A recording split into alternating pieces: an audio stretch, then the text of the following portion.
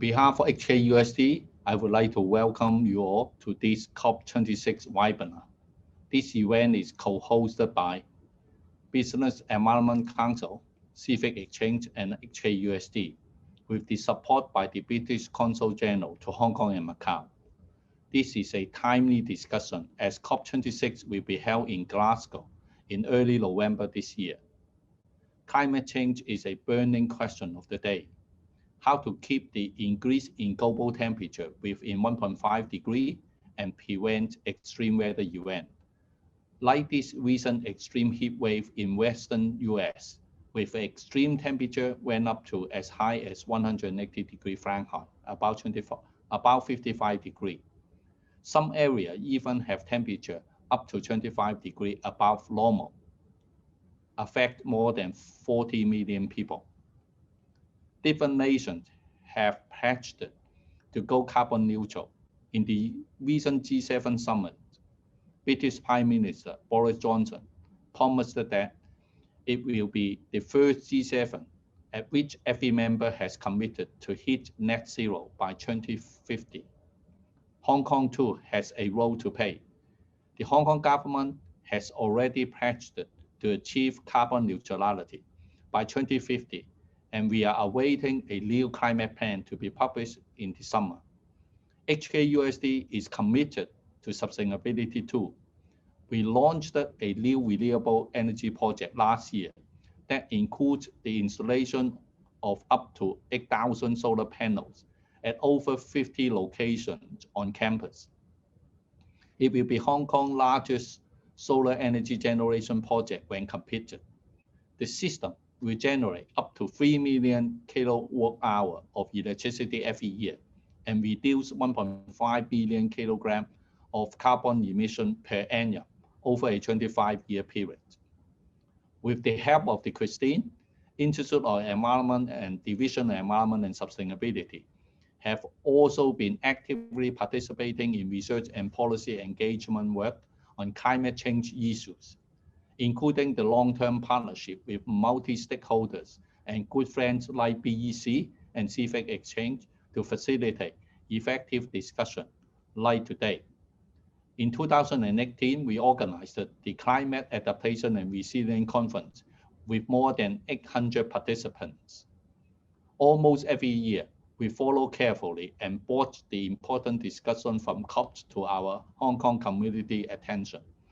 Today, with the support by the British Consul General to Hong Kong and Macau, we have the privilege of having invited Mr. Kent O'Flaherty, the UK government COP26 regional ambassador to Asian Pacific, to share the COP26 key agenda with us. I'm sure we will also benefit from the two-section talk today, covering the global and Hong Kong relevancy, respectively, and could take the discussion forward for achieving our carbon neutral goals, both individually and jointly. Once again, thank you for joining this webinar. Without further ado, I would like to pass the stage to Simon for starting the section 1. Thank you. Thank you, Jimmy. Good afternoon, everyone. I'm Simon Ng from Business Environment Council, and I will be the moderator of Session 1, COP26 and its global relevance. To kickstart this session, we are pleased to have Mr. Ken O'Flaherty, the Hong Kong government, the UK government's COP26 regional ambassador to Asia Pacific, to walk us through the road to COP26. While Ken cannot be with us today, he's kind enough to record a video with key messages to our audience. So let's watch the video now. Hello, I'd like to start by thanking the Business Environment Council, Civic Exchange, and the Hong Kong University of Science and Technology for organising this event and inviting me to speak today. It's great to see such engagement between academics and industry experts on such an important issue. The theme of my talk today is the road to COP26. How did we get here? Where are we now? And what do we need to achieve in the run-up to November and beyond? So, how did we get here? The science has unfortunately never been clearer. Climate change is the greatest threat facing our planet today. We are seeing intensifying storms, floods, and wildfires. Air pollution sadly affects the health of tens of millions of people, and unpredictable weather is causing untold damage to homes and livelihoods. Asia is the region that arguably stands to lose most economically from climate change. Analysis by McKinsey suggests that the Asian GDP at risk from heat and humidity increases up to 2050 constitutes over 2/3 of the total global potential losses. These impacts are already starting to be seen today. 1/3 of Bangladesh was underwater last year, and extreme weather events are becoming more and more frequent across the region. And that's why it's more important than ever for the world to come together to fight against these effects. If we don't act now, the effects of rising temperatures will become more frequent and more brutal. We will witness a scale of global catastrophe, the likes of which the world has not seen. A historic breakthrough was made in 2015 when agreement was reached by all countries to contain global temperature increase to 2 degrees and aim for 1.5 degrees. The goal for the COP26 summit is now to put the Paris Accords into practice at Glasgow. This meeting has unfortunately already been delayed by 1 year due to the ongoing COVID-19 pandemic, and our COP President-designate, Alok Sharma, is clear that the urgency of the climate emergency means it must go ahead in November this year.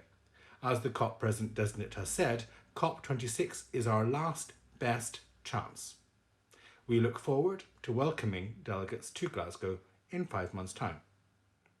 So where are we now? Well, over the past year, COVID-19 has of course devastated and disrupted the world. But alas, climate change has also continued and ultimately threatens life on Earth. On climate change, we know that in the UK we want to lead by example, to practice what we preach. The UK has been clear that we need to build back greener, and our 10-point plan will help deliver a green industrial revolution. From zero-emission transport to investing in new energy and renewables to making our homes, our schools and our hospitals greener, warmer and more efficient in energy. This sets the right trajectory for our people and for our businesses. A green and resilient recovery from COVID-19 will create employment in the industries of the future. It will restore nature, and at the same time it will unleash economic growth. We're actually speeding up because we see the obligations for developed countries to do more. Following the recommendation from the UK's Independent Climate Change Committee, we have recently set the world's most ambitious climate change target to reduce emissions by 78% by 2035 compared to 1990 levels. That will put us on the right path to achieve our goals. It's a challenge, but it's also an opportunity. The low carbon economy is now growing faster than the old economy. We have stopped all new support for fossil fuels overseas, making new funding available for green and clean alternatives. By 2030, we'll be generating enough offshore wind to power every single home in the UK, and we'll also have ended the sale of new petrol and diesel cars. And we've been pleased to see our friends across Asia also start to take much stronger climate action. Following the net zero announcements by China, Japan and South Korea last autumn, it's been great to see further such announcements by countries such as Laos, Nepal and the Maldives. We're also seeing the energy transition accelerating across Asia as countries move away from coal and towards renewables. And we hope that many more Asian partners will join the Philippines and Pakistan in announcing an end to new coal plants. Here in Hong Kong, it's also great to see commitment from the Chief Executive to a net zero goal by 2050. Both the UK and Hong Kong will make climate-related disclosures mandatory across the economy by 2025. It's also exciting to see the Hong Kong government has announced the roadmap on popularisation of electric vehicles, confirming that it will end new registration of fossil fuel private cars by 2035. We have made a similar plan on private vehicles, but we're also looking now at setting a clear date to end sales of new diesel commercial buses. These actions are of course very welcome, but there's much more still to be done. To reference a specific example, buildings in Hong Kong account for more than 90% of electricity consumption and 60% of greenhouse gas emissions. Many of you present are aware how urgently this needs to be addressed.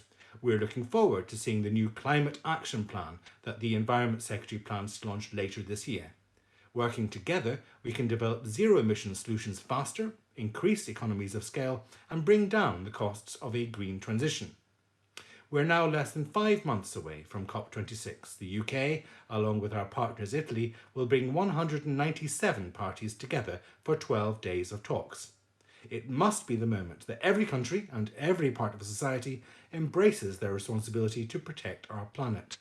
David Attenborough, the People's Advocate for COP26, said that the epidemic has shown us how crucial it is to find agreement among nations if we're to solve such worldwide problems. But the problems that await us within the next 5 to 10 years are even greater. It's crucial that these meetings in Glasgow have success and that at last the nations come together to solve the crippling problems that the world now faces.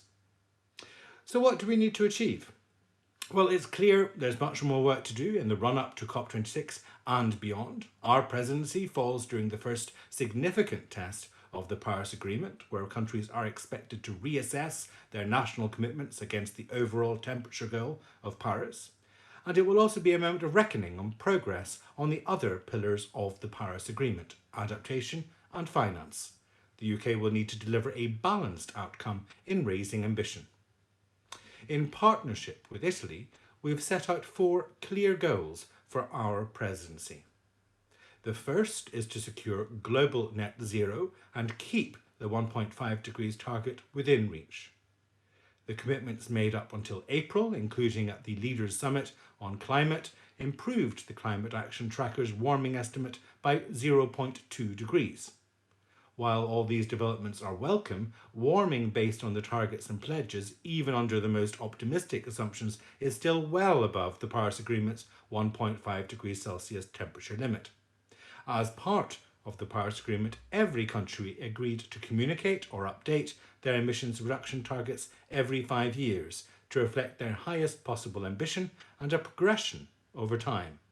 So we need to make more progress in terms of ambitious 2030 national commitments, and these targets must translate into action fast.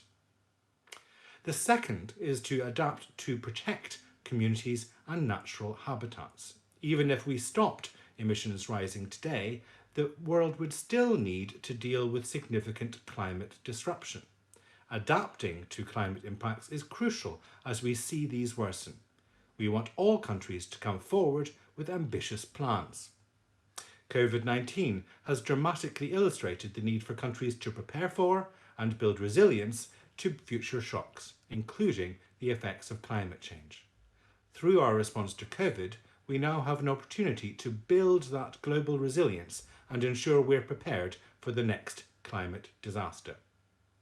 Just last month, the UK Environment Secretary announced that we'll be amending the Environment Bill to require an additional legally binding target for species for 2030, aiming to halt the decline of nature. We hope that this will be the net zero equivalent for nature, spurring action of the scale required to address the biodiversity crisis. And the third is to mobilise funding. Developing countries in particular need support.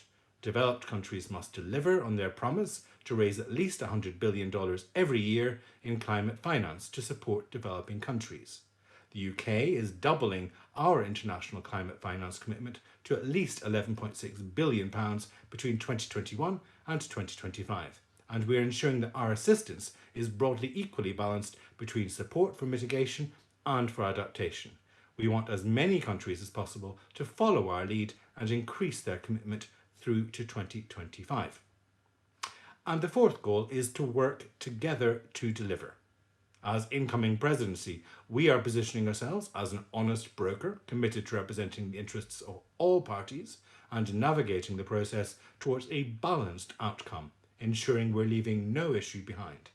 Doing so will help deliver on our other 3 goals and will show everyone that the world is moving towards a resilient net zero economy. These are really ambitious goals, but we've seen welcome progress in several international meetings with countries coming forward with high-level targets for carbon emissions. The G7 Climate and Environmental Ministerial last month was another major stepping stone, where all G7 members signed up to the global 30 by 30 initiative to conserve or protect at least 30% of the world's land and at least 30% of the world's ocean by 2030, and committed to 30 by 30 nationally.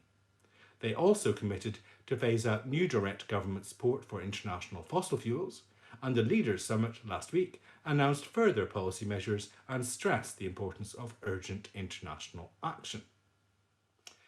So, engagement from countries all over the world is ramping up on the road to COP26, and each event will be pivotal. Next month alone sees the G20 finance ministers and central bank governors meeting, the G20 Venice conference, G20 climate, energy and environment ministers event, and the UK Ministerial meeting, which will bring together 40 plus countries to delve into some of the key negotiations topics that will be addressed at COP26. These summits will all shine a further spotlight on the action of major economies. And we're also seeing renewed engagement across Asia. I accompanied the COP President-designate on his visit to Asia last month, and I heard firsthand how countries like Vietnam are accelerating the deployment of renewable energy and moving away from coal. Given the rapidly falling cost of renewables and storage, this now has the potential to turbocharge their growth over the next decade. We also know that several ASEAN partners are now considering new ambitious net zero targets. And we're seeing the business community taking greater action and joining the Race to Zero initiative. And I hope very much that further businesses here in Hong Kong will follow suit. Delivering on the vision set out in the Paris Agreement will require action by all sectors of society, by governments, by businesses, and by citizens. To help us to achieve the 4 goals, we need real changes on the ground across the globe to make this a reality. All of you online and in this room have a critical part to play by exercising your expertise, influencing change on the ground, and inspiring governments to take actions and increase their ambition. At the beginning of this talk, I mentioned that it was more important than ever for all of us to come together and take action. So let's do just that. Thank you very much. Well, thank you, Ken. I think his presentation actually set the scene very nicely for the conversations that's going to follow. Now, before I start the panel, I would like to ask the audience joining us online, if you have any questions for our panelists, please use the Q&A function. Type in your questions or comments, and we will look at those comments and questions, and we will ask those questions to the panelists later on. But I would like to start by introducing our panelists. So thank you very much. I would like to first introduce Mrs. Tamsin Heath, Acting British Consul General to Hong Kong and Macau. Welcome, Tamsin. And we also have Mr. Richard Lancaster, CEO of CLP Holdings Limited. Welcome, Richard.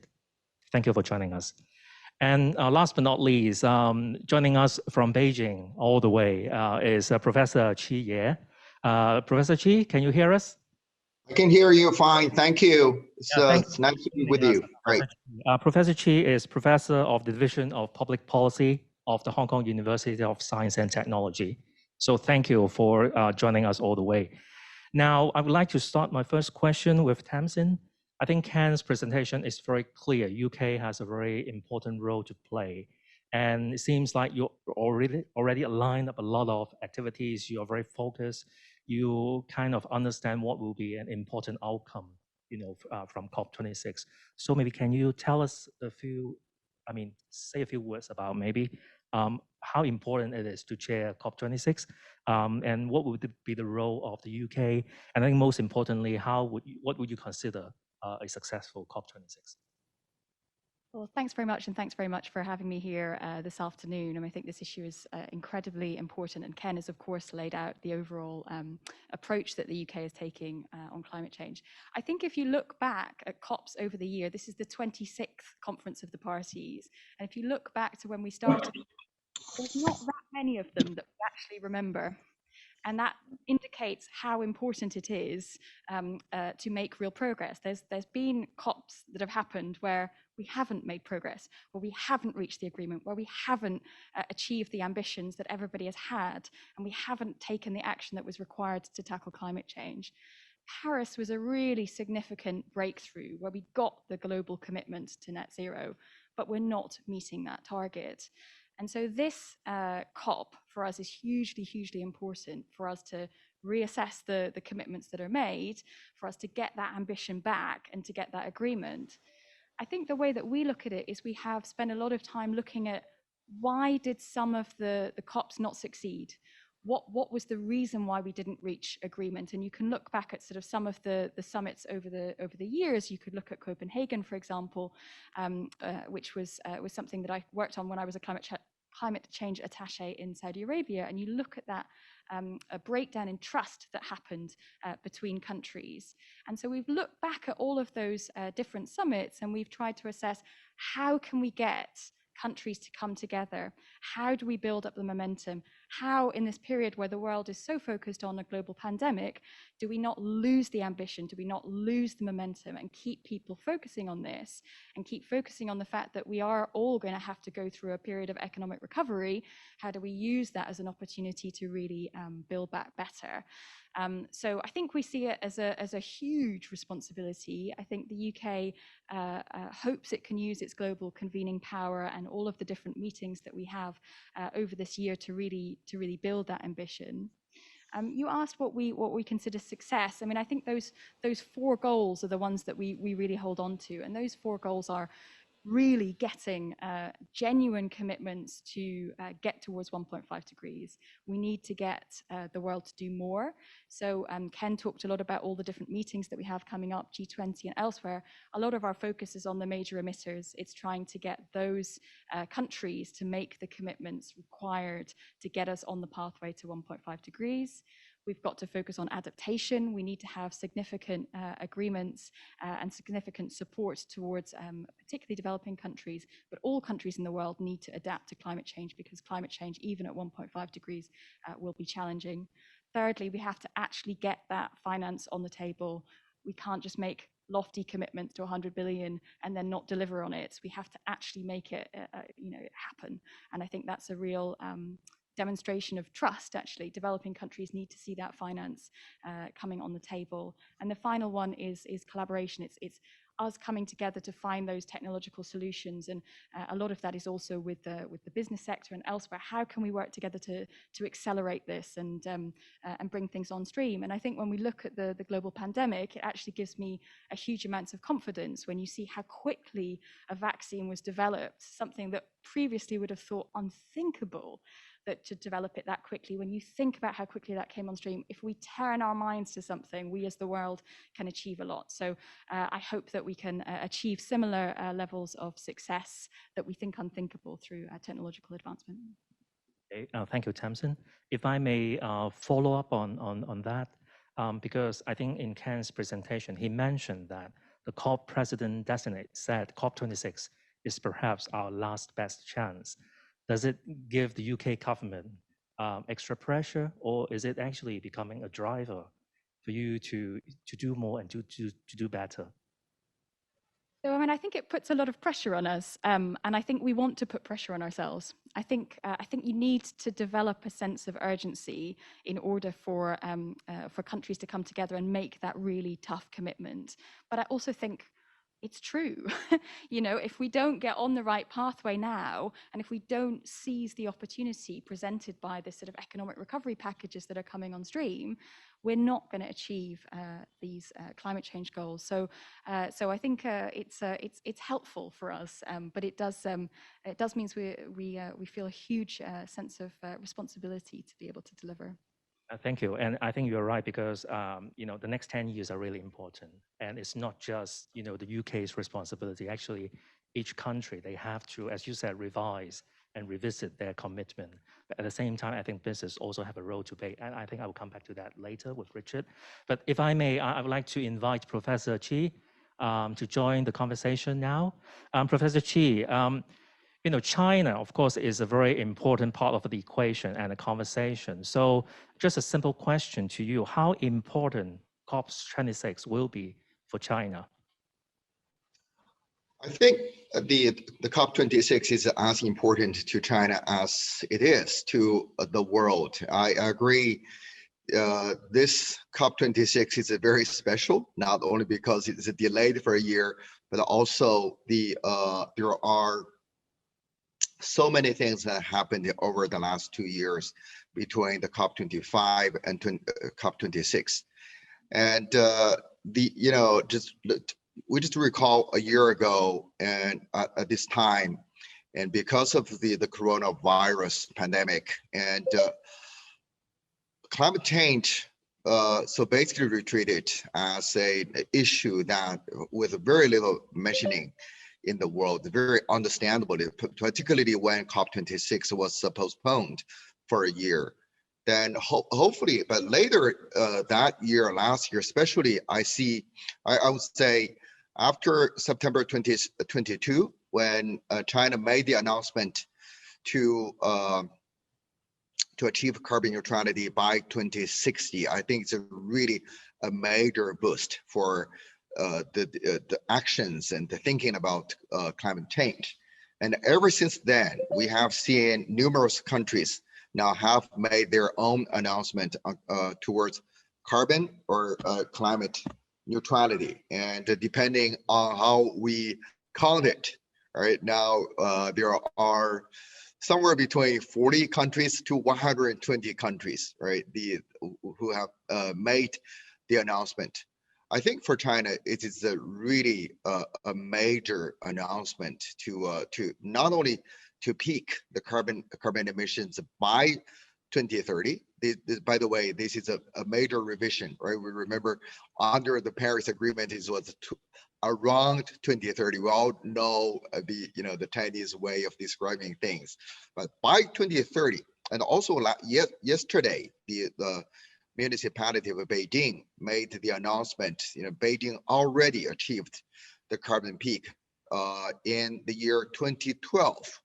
9 years ago, and a number of other countries are just making their ambition to reach carbon peak before, long before 2030. I think this is this is in a way just to show China is very serious about the issue, and also very serious about about achieving these. Delivering these ambitious targets. I think this is a very important opportunity now, when all of these, most of these countries made the announcement. I would just say, if we can reach a new consensus that we are all targeting on carbon neutrality by mid-century, I think this would be a major achievement for the COP26 in Glasgow. And in the meantime, I would say there are some issues that are not really helping to achieve the goals of the COP26. So for example, we have heard in Europe, right? They have this CBAM, the carbon border adjustment mechanisms. This kind of a conversation, we think this is very important in the long run, but it's a very divisive issue right now. So I would like to see, the COP26 is a major event for building new consensus. I think the most important consensus now is let's agree on carbon neutrality by mid-century. Well, thank you, Professor Chi. Now, if I may ask a follow-up question, obviously what you mentioned, about consensus building is important.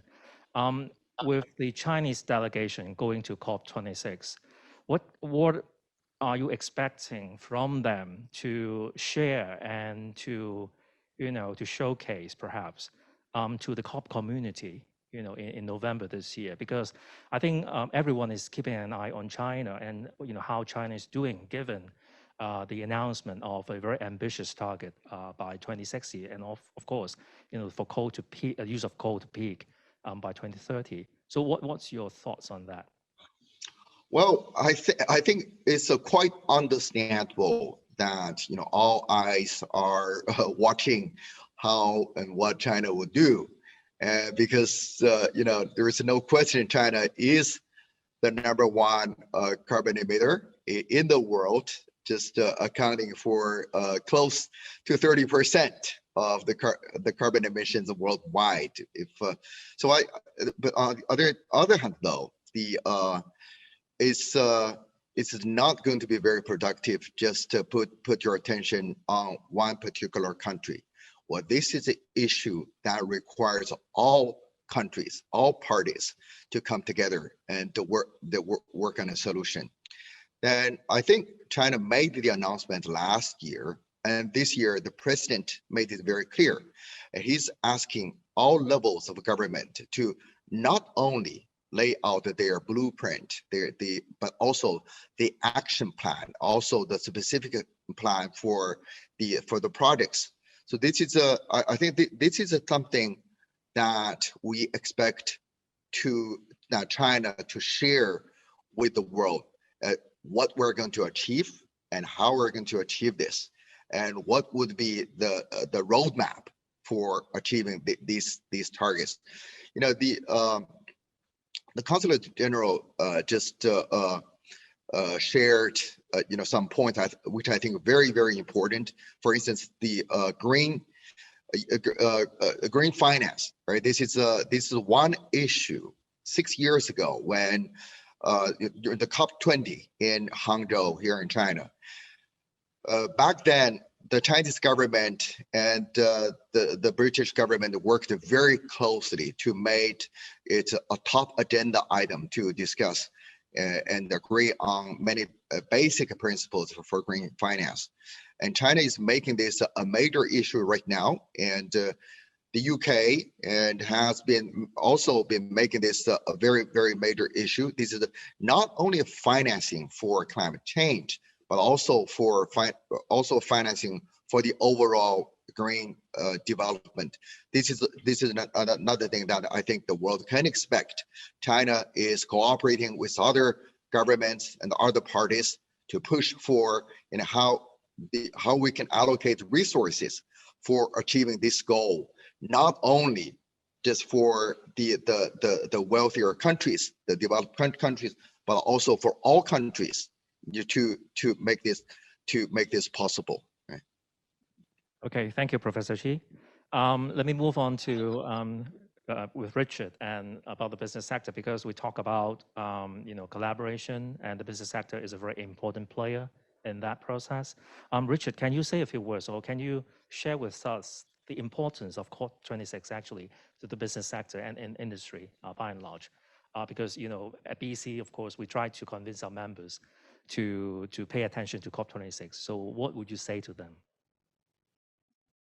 Well, COP26 is coming at a very crucial time. And as Tamsin has pointed out, we have been meeting at conferences of the parties every year for 26 years, but only some of those events really make a difference. I personally attended COP21 in Paris when the Paris Agreement was signed. The reason I was there was because of the failure of the previous COP in Copenhagen. And to a large extent, it was the business community that had the finger pointed at it to say, reason governments couldn't sign that agreement was that they didn't believe their business communities were behind them. So at Paris, the entire business community globally was mobilized to be sending a very strong message. Now, it wasn't that the business community wasn't supportive of climate action. They very much were, but they were just silent. So that was corrected at Paris, and there was a very loud voice from the business community saying to governments, we are ready. You can sign this agreement, and we will be 100% behind you. Now, today, we're in a situation where we still have an agreement, but we haven't yet finalized the rule book. And this will be important as to how the Paris Agreement will be implemented. So 6 years on from Paris, we still have yet to have a very clear way of achieving climate change where we have consistency and a clear rule book. We've yet to unlock the financing that was promised, as Tamsin points out, the promise of financing from the developed world to the developing world has yet to be unlocked.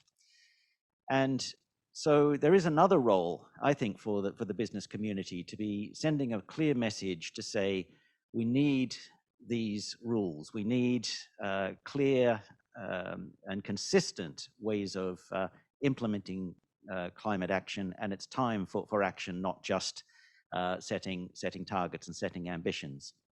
Now, I think another reason why this particular COP is coming at a crucial time is that we are seeing a convergence. The policy ambitions that we're seeing all over the world and the tightening of those targets is really creating some momentum. Just in Asia, as we've seen from the video, so many nations have now set themselves targets to be carbon neutral or net zero by 2050. So that is becoming a strong momentum, which means that it will be translated into national policy.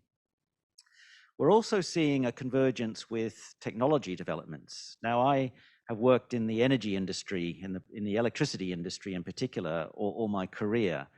And I have always looked at the technology that we need to decarbonize the electricity sector. And it has always been there. There's nothing that is new when it comes to renewable energy or nuclear power or offshore wind. These are very old technologies. But the cost of those technologies has been prohibitively expensive in the past. That has changed, and that has changed very rapidly to the point where we are now seeing renewable energy and zero carbon is actually cheaper than fossil fuel technology. So this has really tipped the balance. And we're also seeing a very strong change from the financial sector. When we start talking about green finance, we start talking about funding projects with sustainability, ESG in mind. This is creating a huge supply of finance that is now available. So when you put all of that together, you've got a business sector that is calling out for clarity around the rules. You've seen technology advances that is really positioning us to be able to decarbonize our electricity sector and make carbon-free electricity available to other sectors of the economy. We're seeing the finance there, and we're seeing the will of businesses to support this. Well, thank you, Richard. I think your message is loud and clear. And I think in the recent years, the business sector has been very upfront in supporting climate action and actually going into different solutions and innovations to try to be part of that solution. So I think it is a great message. But now, Richard, you also mentioned negotiation because I think the business really want to see a clear implementation plan. Now, would you say, because a few participants actually asked, because number one, COP has been delayed for a year, and number two, we are now seeing a lot of conflicts between East and West. Would it affect the process of negotiations in the coming COP26? And that's to you and also maybe to Tamsin. Maybe Richard, you go first. There's such this is such a crucial time for collaboration and not for competition and conflict. And I think we have seen some signs of hope that climate change is of such global importance that we can work together. From the business sector's point of view, it's so crucial for business and governments to be collaborating and working together. It's not right for business to sit back and think that we'll let governments take the lead and we'll follow, because as I've said, that just creates uncertainty for government. So business needs to be taking the front foot and taking leadership and really showing governments that this is the time that we can work together, and this is so important for us to work together. Thank you, Richard. And Tamsin, what do you think? Sorry. I So, I mean, I think it is a difficult time globally, and I think you know, geopolitically, we are in a competition of ideologies. We are in a competition of ideologies between democracies and authoritarian states, and that is a backdrop that is going to live with us for the next few decades. But that doesn't stop the capability to work together where we have shared interests. And I think, you know, Professor Thies talked about the cooperation that's happened between the UK and China. I used to be posted in Beijing 2007 to 2009. And back then, we were even then working with Chinese economists on how do we tackle climate change? How do we make this a reality? So even where you can have disagreements on ideology, you can also find areas where you have shared interests to work together. And I think we definitely see that in place. And I think it's actually incredibly important that it happens. So I remain pretty optimistic despite that backdrop.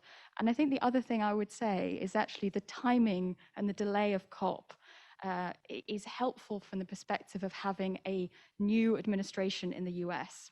And I think that potentially makes it easier for us to reach the ambitious agreement that we want to seek. Okay, thank you, Tamsin. Now, I want to ask you a second question. It's still about collaboration. We talk a lot about COP26 and how we can accelerate international and maybe also regional collaboration. What is the prospect of, you know, the British Consul General in Hong Kong working closer with the Hong Kong government moving forward? Because the Environment Secretary is about to announce a new climate action plan. And, you know, the momentum is there, and we are now leading to COP26, and maybe post COP26, there will be other opportunities. So what's your thoughts? You know, how would you like to work closer with Hong Kong? Maybe not just the Hong Kong government, but as a start with the government, and then with the business sector, with academics and other important stakeholders.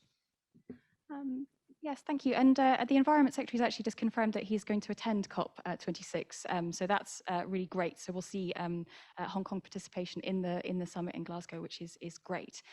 So, I mean, we do speak to the Hong Kong government, and I spoke to the Environment Secretary and others in government about the Climate Action Plan. I think it's great that there's the commitment in place for 2050. I think it's now a question of what are the actions that the government is going to take to make that a reality. I think also what you do see in Hong Kong is in the business sector a real willingness to make this happen. And so lots of companies are taking real action on this. I think the other important role that Hong Kong has is as a global financial center. So as we sort of think about the future and our future competitiveness, I think one of the real competitive strengths that I think Hong Kong can play and is actually on climate finance. And I think taking action domestically sort of in Hong Kong is really, really important, but the scale of capital that sits within Hong Kong is massive. So if you can get the regulatory framework that allows you to make climate actions more possible, then you can make big changes. And I think the regulators here are doing a really good job of that. The head of the Securities and Futures Commission, for example, sits on IOSCO, which is a sort of standard setting body, which is looking at what are the kind of climate disclosures that you need to put in place to make this a reality. And I was at a business summit this morning, and one of the banks there was saying, well, look, in reality, we can't agree to a loan, or it's very difficult for us to agree to a loan, for example, a 25-year loan on a coal mine. Why? Because we're not confident enough that actually the policy framework will be permissive of that. And so when you see that action, now what are the drivers for that? That is it regulation? Is it looking at the policy environment? Is it also a belief that your employees and that your shareholders and others want to see this action? There's lots of really reinforcing actions that I think make it in a sort of encouraging environment. So I think we want to work together with Hong Kong as a fellow financial centre. I know sort of the Lord Mayor and others in the UK are very, very keen to do that, and we're looking for more opportunities to expand that cooperation. We have tried to, rather than just say it's terribly important that we take action on climate change, we've tried to lead by example. We know how tough it is because we're trying to do it ourselves. So I hope over this sort of next period, there'll be more opportunities for us to share our experience as well with Hong Kong government and others. Okay, thank you, Tamsin. I would like to pose the same or similar question to Professor Chi. Now, what about collaboration between China and Hong Kong, in particular in the Greater Bay Area? I think we talk a lot about opportunities and potential, with the Greater Bay Area. And in this particular situation, addressing climate change, thinking about decarbonization, and given both Hong Kong and China already announced an ambitious target. So what are the opportunities there for joint action, Professor Chi? Well, the Greater Bay Area is a very special region in China and also in the world. It's limited in size, but there are a lot of population, 70 million people living in this whole area, with the economy, the size exceeding Russia and Korea, and it's getting bigger. Then 2 years ago, the Chinese government, the State Council, released the outline plan for the Greater Bay Area development. And in that particular document, it defined expected Hong Kong to play a leading role in developing the region, the special administrative region, into a green finance hub, and also playing a key role in standard setting for green finance. If you're thinking about 70% of FDI, all FDI into China, is coming through Hong Kong, this is a very, very important. Green or not, that makes a huge difference for overall green development in China in general, and also in the Greater Bay Area in particular. So I think I would think that is a key area that Hong Kong and the mainland China can actually work together, and to really making Hong Kong a green finance center. It's very ironic. The Hong Kong, for a long time, was ranked among the top 3 of the global finance center. However, in terms of the green finance center, it has been lagging behind many of the Chinese cities on the mainland, and it ranked about number 40 worldwide. Very much, just not matching its status as a finance center internationally. I think that one major area. Another area is this idea that myself and some of my colleagues were working on, is to develop Hong Kong and Macau and Guangdong into a special regional, a unified regional carbon market. And we have a lot of problem in the negotiation Article 6. And I think this area, if we can successfully develop a regional carbon market, it will really help the international negotiation, and to show this kind of setting can actually work out. Let me just also mentioning the international cooperation. I think the 2 speakers have made it very, very clear. I really agree with both of them. I think this is a very, very difficult time and a very critical time for cooperation internationally, but it's very, very difficult. So far, it's so much easier to say and to show our willingness to work together, but it's very, very hard. We have seen this be a lot of conflicts and competition really dominating the issues like climate change, where we really need cooperation.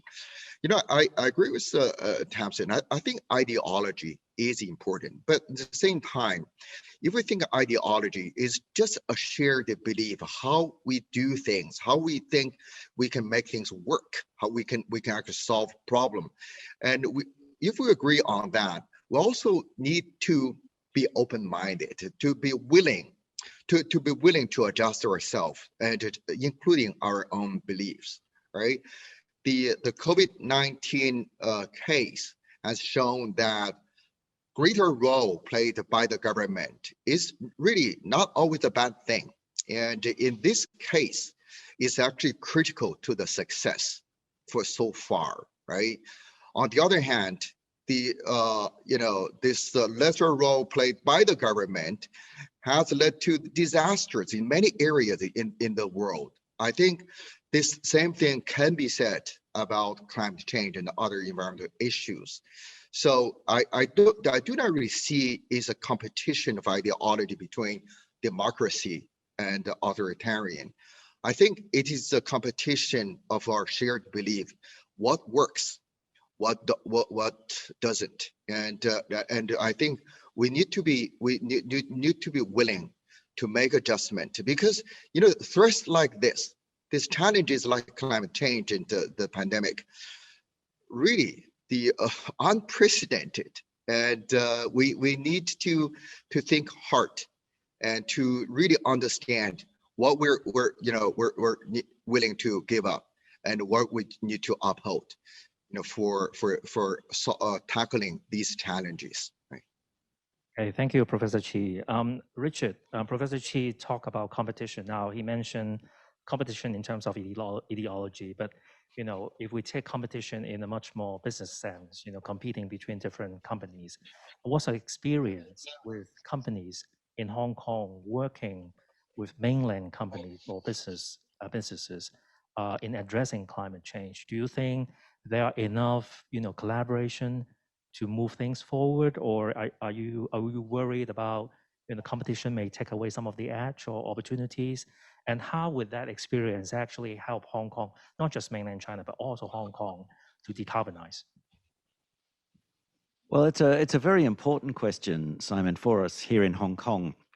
If we think of ourselves as a city and we try and develop a plan to decarbonize within our city limits, it would be the same as London or Glasgow or New York or Paris trying to decarbonize without any access to the resources around them, which is impossible. So we need to think of ourselves as part of a regional entity. And the Greater Bay Area is big enough, 70 million people with huge GDP. That is big enough for us to really start to look at how we can make use of the resources around us. As I said earlier, we have all the technology and the know-how to decarbonize. What we don't have in Hong Kong is land. So some of the technologies that we need to think about are offshore technologies, such as offshore wind. Now that we have a certain amount of the sea around us in Hong Kong, but if we stretch that boundary a little bit, we could actually make better use of the scale. And so we can have better solutions if we think more regionally rather than just within the confines of Hong Kong. We have a perfect example of zero carbon energy. Actually, around a quarter of Hong Kong's energy is already supplied from a carbon-free source, which is the Dai Bay nuclear power station. Now, that's not located in Hong Kong. It's located 60 kilometers away within the Greater Bay Area. But these are where we can get better solutions if we think regionally. And for the business sector, businesses would love to be politically neutral. That is the ideal, because you can then work internationally and you can find partners around the world that aligned with your interests, and we have all the infrastructure with trade agreements, international standards, contracts, arbitration centers. All of that infrastructure is there. So in many respects, politics can get in the way of business. And if that's the case, then we end up with suboptimal solutions. So Hong Kong business has a long history of collaboration and cooperation within the Greater Bay Area and elsewhere in China. And I really see that is going to be crucial in finding the best solutions for Hong Kong. Thank you, Richard. Now, I've got two questions actually also for Richard. Now, they asked about carbon-free electricity for everyone in Hong Kong and also CLP's decarbonization plan. Now, to be honest, I think it's not about the focus of this panel, but since that's been asked and you're on panel. So can you very briefly just tell us what's the plan from CLP to decarbonize? You mentioned offshore wind. Maybe that's a solution, is that correct? Well, I think it's a very a very natural question, considering that 65% of carbon emissions in Hong Kong come from the electricity generation activities. That's simply because we don't have a lot of other big industry in Hong Kong. So electricity generation is our big industry. Another 18% of emissions come from the transport sector. So if you can decarbonize electricity and then use electric vehicles, then you've solved 83% of Hong Kong's carbon problems. That still leaves 17% to be solved, but clearly decarbonizing electricity and then making decarbonized electricity available to other sectors will be a huge part of the government's plan for decarbonization. So I've said that we have the technology. I've talked about offshore wind. However, that will still only be perhaps 10% of the solution. We already have 34% of our power, 34% of CLP's power, which represents 25% of Hong Kong's power coming from the Daya Bay nuclear power station. And again, another type of investment in nuclear power along the lines of Daya Bay would double that to around 50%. That still leaves us around 40%. Now, we have been making big investments in natural gas, which have a view towards replacement and repurposing with hydrogen in future. And hydrogen is essentially natural gas without the carbon in it. So it's carbon free.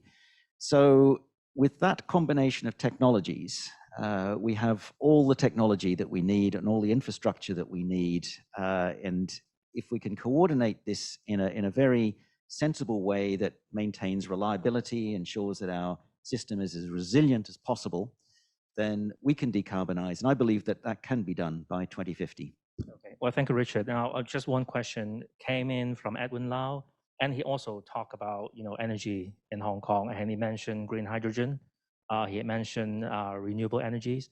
I would like to actually, kind of switch this the focus of this question to make it relevant to this panel, and ask Tamsin actually, in COP26, will there be any conversations or discussions or breakout, arrangement to talk about energy transition?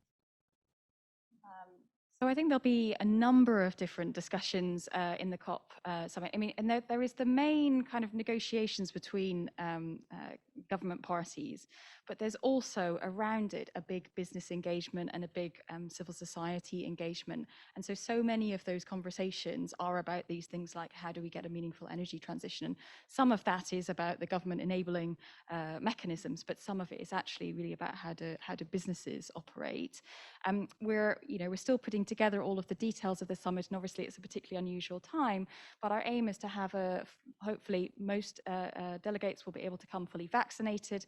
That will allow us to be able to operate a much more normal summit. We are flying out vaccines to countries which won't be able to allow their delegates to get vaccinated through their national programs, which will make it easier for us to have a sort of more normal summit, and so that sort of broader business engagement will be possible.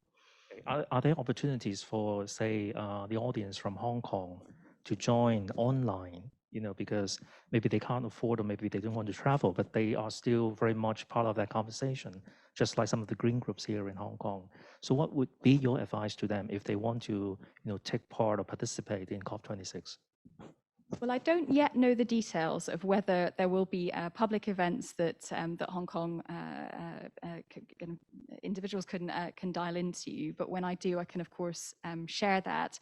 The other thing I should mention is that the Italians, who are our partners running COP26, have focused their efforts very much on youth engagement and focusing about how do we create those kind of dialogues with youth, because ultimately they are the individuals who are going to live past 2050. They are going to be the people who, if we fail, are going to live it. So it's really, really important that we have that nature of engagement, and they are in the process of starting to release information on that. So I think it's sort of watch this space. Oh, thank you. Because actually you answered the question from Cameron Rowe asking about youth participation and how youth in Hong Kong can contribute. So basically they just, stay focused and, they will have an opportunity to join.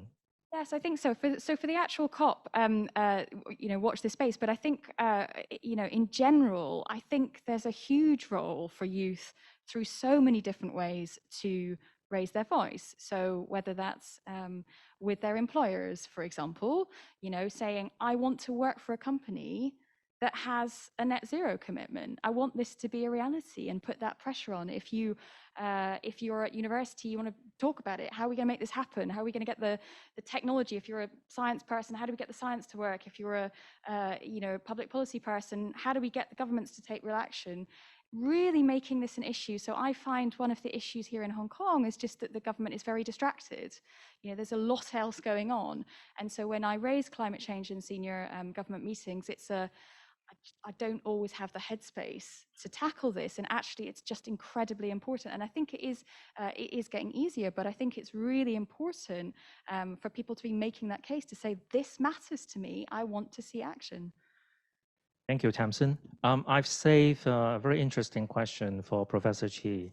Professor Chi, this is from Robert Gibson. Looking forward, so we're not talking about next year, but in the near future. Now, China is hosting the COP on biodiversity this year. I think it's in October in Kunming. It's never hosted a climate COP. So what will be the chance for China in the future to host a COP meeting? What's your thought? That is a very interesting question. I'm very glad that COP15 for biodiversity is being held in Kunming, and it has been making news with all this, the crowd of herd of elephant coming into Kunming and lately, and I think it's time for China to seriously consider hosting another a COP. I certainly hope so. I do not know the answer, but I think I would expect before too long, and China would be willing to work with other parties to host this this event. It's a very important event. 15 some years ago, I did some research work and wrote policy recommendations for calling for proactive climate policies. I think over the past 15 years, especially in the past 5 years, I've seen the Chinese government and in fact, the whole society are now so much more proactive than before. And especially with this new announcement about carbon neutrality. And China now, the overall attitude toward the issue has been very, very different. I would say the time is good, and it's quite mature right now. And I certainly hope to see the COP20, maybe not 27, 28, 29 very soon. They're coming to Beijing or other cities in China. Right. Okay, thank you, Professor Chi. Now, I think we are coming to the last question. It's about emission trading. Now, how the Paris rulebook, well, actually, what's the current state regarding the rulebook? Because I know in the last COP meeting, we had some expectation. What about this upcoming COP26 meeting, Tamsin, if you may? Thank you. So I don't know the latest state of the negotiation and exactly where they've got to, but I mean, I think the broad objective is to get the Paris rule back in place. So how do we actually get this to be a reality, and how do you actually get all these rules in place, and rules that all the major emitters can agree with and can make happen? And I think that's just a big chunk of what the negotiations are about. I think there may be other experts who know more in detail about this, but yeah, I mean, indeed, this is the goal, is to get this Paris rule book in place. Okay, thank you, Professor Chi. What's your thought? Are you looking forward to the discussion about the rule book, emission trading? Because I mean, China, I think this month later will roll out another phase of their plan about emission trading. You're absolutely right, Simon. Right now, the focus here in China is to actually starting trading by the end of this month. And this when this is started, we're about to see the world's largest carbon market. So this covers only one sector right now, to start with, which is the power, and 40% of the emissions. We're talking about 4 billion tons of carbon dioxide, covering that much carbon dioxide trading. Over time, the Chinese rule book will to expand and cover 8 different sectors, and there are also discussion about carbon taxation. At the same time, I think the international conversation, negotiations, in fact, on the rule book is also very, very important. But I think there is no reason to rush into a conclusion right now, because I think if all major countries, major economies begin to cover a significant portion of carbon emissions, it will be really, really good to prepare for international carbon market. For instance, I would be more interested in seeing an effective carbon market here in China, and also starting a nationwide carbon market in the United States. You know, with the European, the EU ETS is making more and more sense nowadays. I think the other economies should follow suit and making their own carbon market work. Okay, thank you, Professor Chi.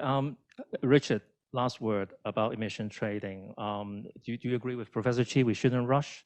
Well, I've been following emissions trading markets for a long time now, and we've been working for around 40 years to try and develop an effective emissions trading market.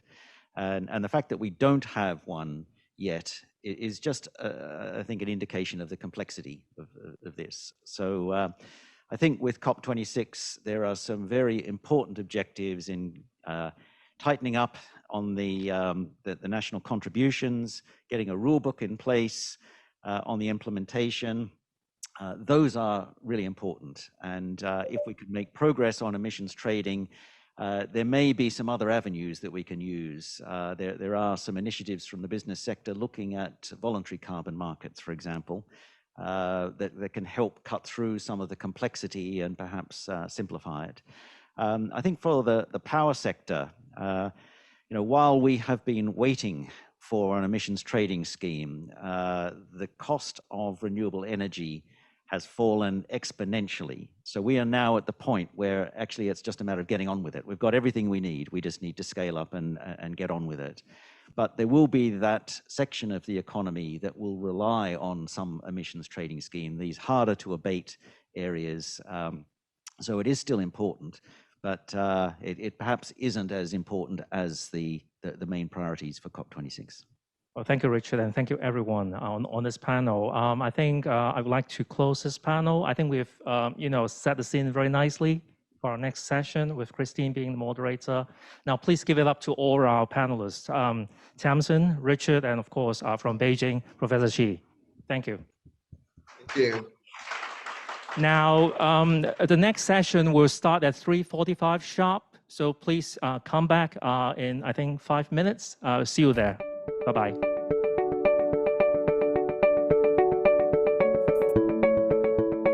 you for coming back to panel 2. I'm Christine Low of the Hong Kong University of Science and Technology. For this panel, we have 3 panelists who are in different aspects of economic activities in Hong Kong. Generally, when we talk about climate change, we tend to focus on decarbonization, especially when it comes to the energy and electricity sector, as well as transport.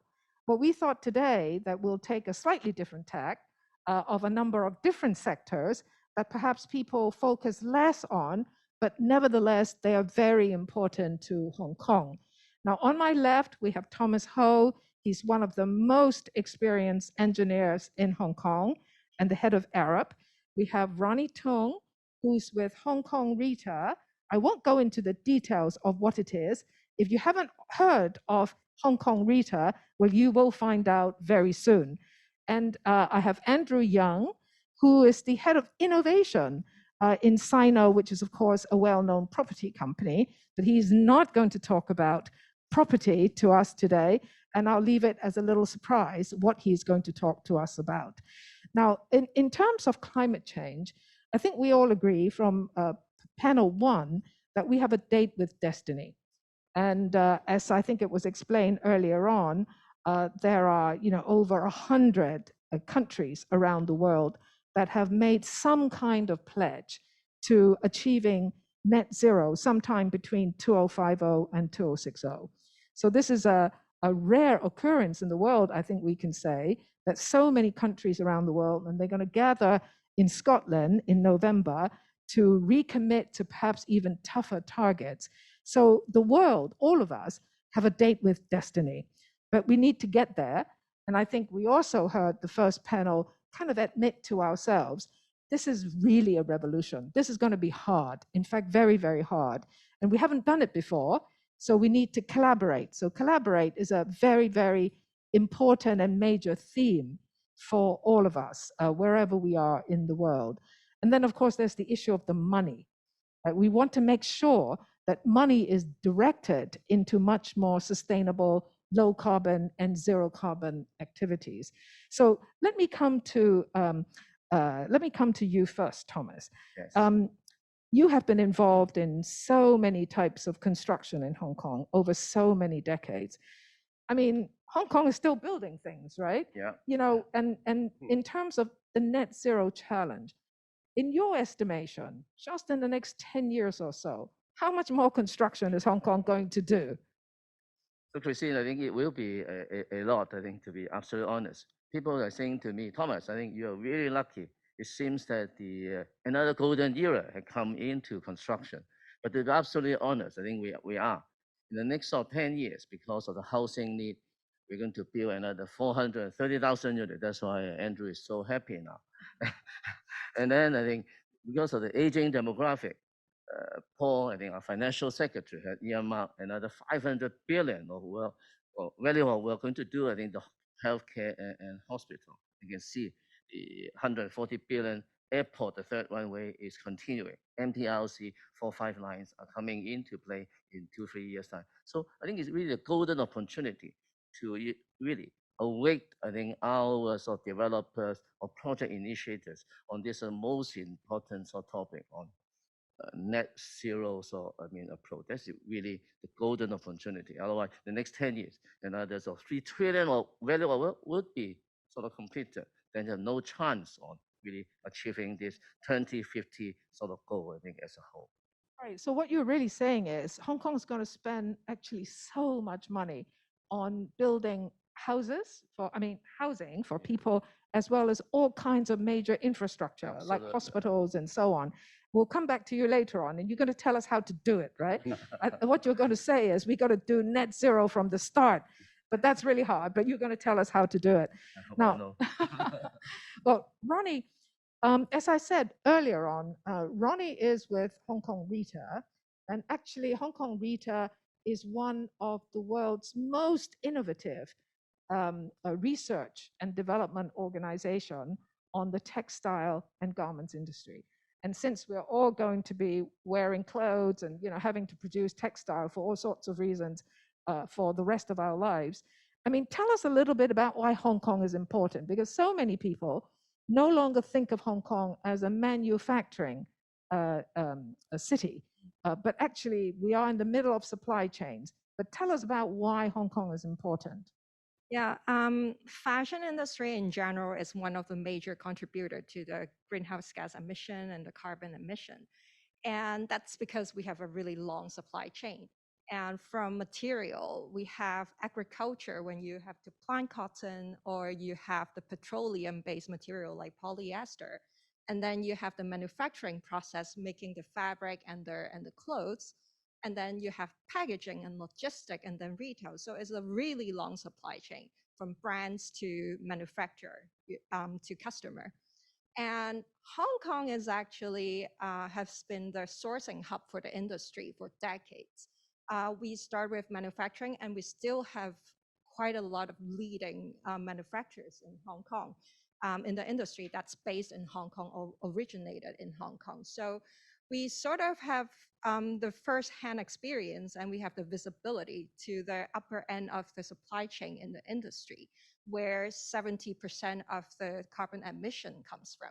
So in Hong Kong, actually, it's in a very strategic position in pushing the net zero agenda in the fashion industry.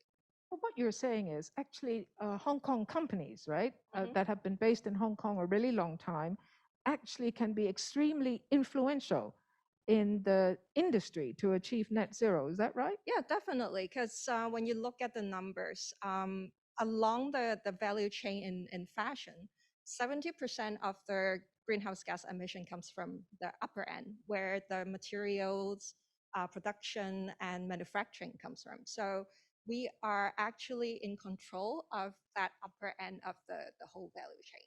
Right, well, that's good to know. And we won't forget how influential Hong Kong is, but we will talk a little bit later on about how you think Hong Kong can exert that influence. Andrew, maybe we can come to you. I think we know you very well in terms of your company and its property management and development business. But you're spending a lot of time, and you're the director of innovation. You're spending a lot of time on food waste. Can you tell us about that? Okay. Now, as a group, we are very focused on sustainability and innovation as one of the major pillars. And but for the food-wise, we believe that's part of our sustainability journey. And for me, my team really look at innovation and technology as a means of achieving our targets. Coming from outside the property sector, so although I'm an engineer, I have not been in building construction for a long time, and so I'm not as experienced as Thomas in talking about that. So our company is happy because we keep building apartments and assets for Hong Kong people to live in. But we also believe in sustainability and innovation as pillars that enable us to achieve certain targets. And certainly sustainability in terms of decarbonizing and carbon zero and all these initiatives. We believe the future is we need to embrace innovation and technology to achieve those targets. Food waste is certainly one of those things that we deal with because we have a residential apartment that we are leasing out, and we have shopping centers, hotels who generate a lot of food waste. And I think that's one area that we as a group has been taking quite a bit of initiative in dealing with it. We certainly want to go a little into that later on, because food waste is one of those things that, well, we're lucky in Hong Kong. We eat several times a day and we eat out a lot. So it is something that I think we can control to a great extent about food waste. So that's something that all of us can contribute to. So we'll come back to you on this. But Thomas, let's come back to you, right? These trillions of dollars of things that you're going to build, right? What are you going to do to make sure we start off with net zero? So I think this is really a very difficult sort of question. That's why I'm really looking forward for Minister Wong's sort of action plan, I think, in November. But maybe let's have the first slide, I think. So I think other than waiting for, I think, Minister Wong, I think everyone, I think, should have your own sort of zero emission sort of strategy. I think for construction, I think for a humble contractor like me, I think we're setting ourselves, I think, an ambition that every construction site should be approaching this zero emission sort of vision. We can do this now. We definitely can do it now. I think, or maybe we should now beginning to focus into the agenda and to really explore whether the construction site can be reaching the construction, I think, emission zero.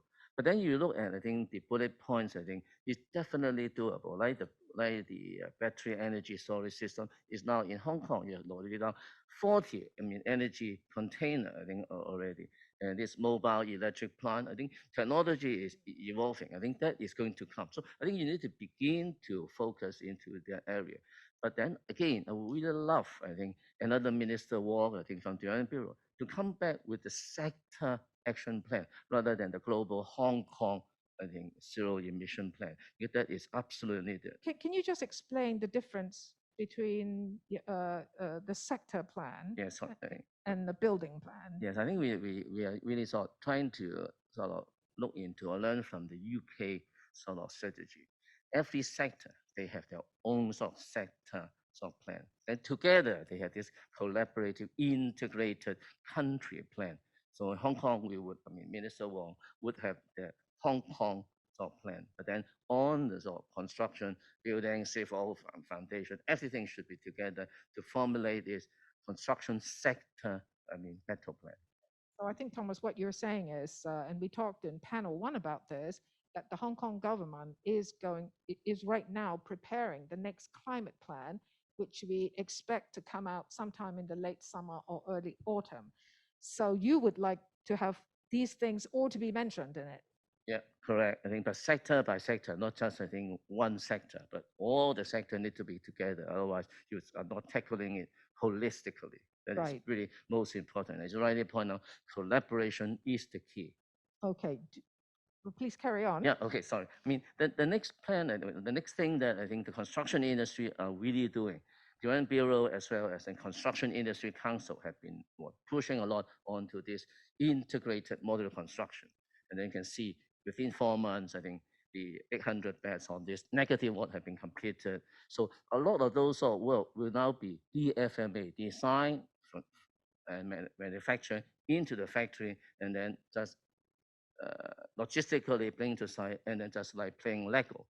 By doing so, some in one of the quarantine center that we are doing, some 95% of the materials and work will be done in the factory. And you can just imagine the emission, the safety, the quality is so much better. That's why in jurisdiction like Singapore and UK, they are really now specifying, also China as well, specifying how many of DFMA percentage will be done in your infrastructure or in your development. Say, for example, in Shanghai, they will now specify something like 35% would need to be done.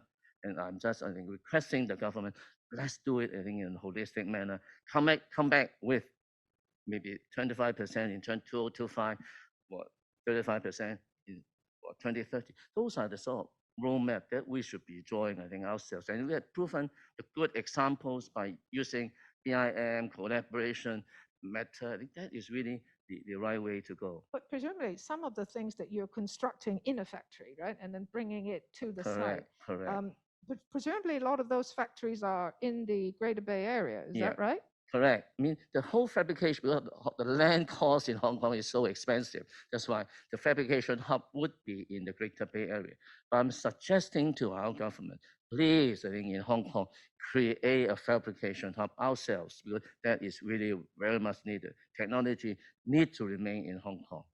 Again, because so of the the construction, logistic cost. the building could be in the GBA, but you're saying the design element, is it The whole sort of fabrication hub, the industry sort of 4.0 industry I see.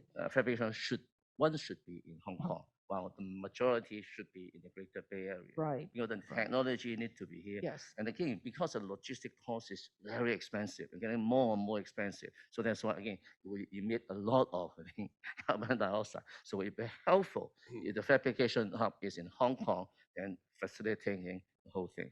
That would be the idea. So this is the second initiative that the industry should do. The third, I think, bullet point would be people. We are now in this sort of digital sort of era, and I think in the meantime, we are not really reaching the innovation are not reaching to the last 100 meters, to the front line, and the whole industry, no matter it's Hong Kong, Singapore, they are all already trying to address this. So this is another action that we need to do. Because unless the technology can be used by the front line, you are not helping anything. So you can only have, I think, incremental improvement, but then you can really move up to the site agent, the site foreman, by using the technology, then you can have the multiple benefit. The fourth thing, I think, after we have done this, is really the whole life cycle sort of asset management need to be done. So this would be the 4 points. I think we are trying to move on to net zero. You need to address this one by one and sector by sector. Okay, well, we probably want to come back to these issues a little later, and and the audience, please feel free to start sending in your questions so that we can put them to the panelists. About life cycle analysis, and I think Ronnie, you and I have talked about your industry, how you can do that. Maybe you can do something similar to what Thomas has done, which is, what are you doing? How's your industry and what is Hong Kong Rita doing to get us up to speed on net zero? Yeah, we try to keep ourselves busy every day. And well, Hong Kong Rita, we are focusing on innovation and development on textile and apparel industry.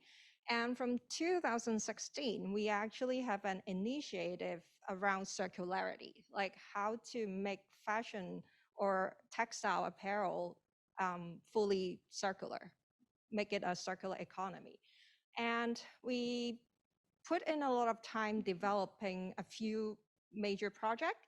One is in Hong Kong. We work with a major manufacturer, Novotex, and we built an upcycling factory for textile in Hong Kong. And it's like the first factory that has been a long time. There's no factory in Hong Kong. It's just, we are bringing back the manufacturing in Hong Kong. And it's a highly automated upcycling system. And the second one is the garment-to-garment recycling system, which is a new retail concept that customer can bring in their old garment, and then we, in a 40-foot container, and we just recycle it into a new garment. So that's a retail concept. And where is the factory you were talking about? Yeah.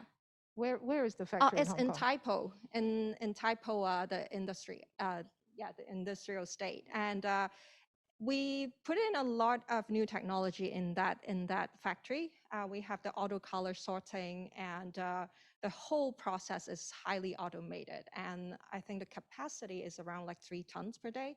And it's a successful business case. And I know Novotex is operating the factory, and they are getting a lot of inquiry from the industry, and not just fashion industry, and all sorts of textile recycling, like hotels, and like all industry that's involved in textile recycling. And what you're saying is, people who have old garments or textile, they could take it to the factory.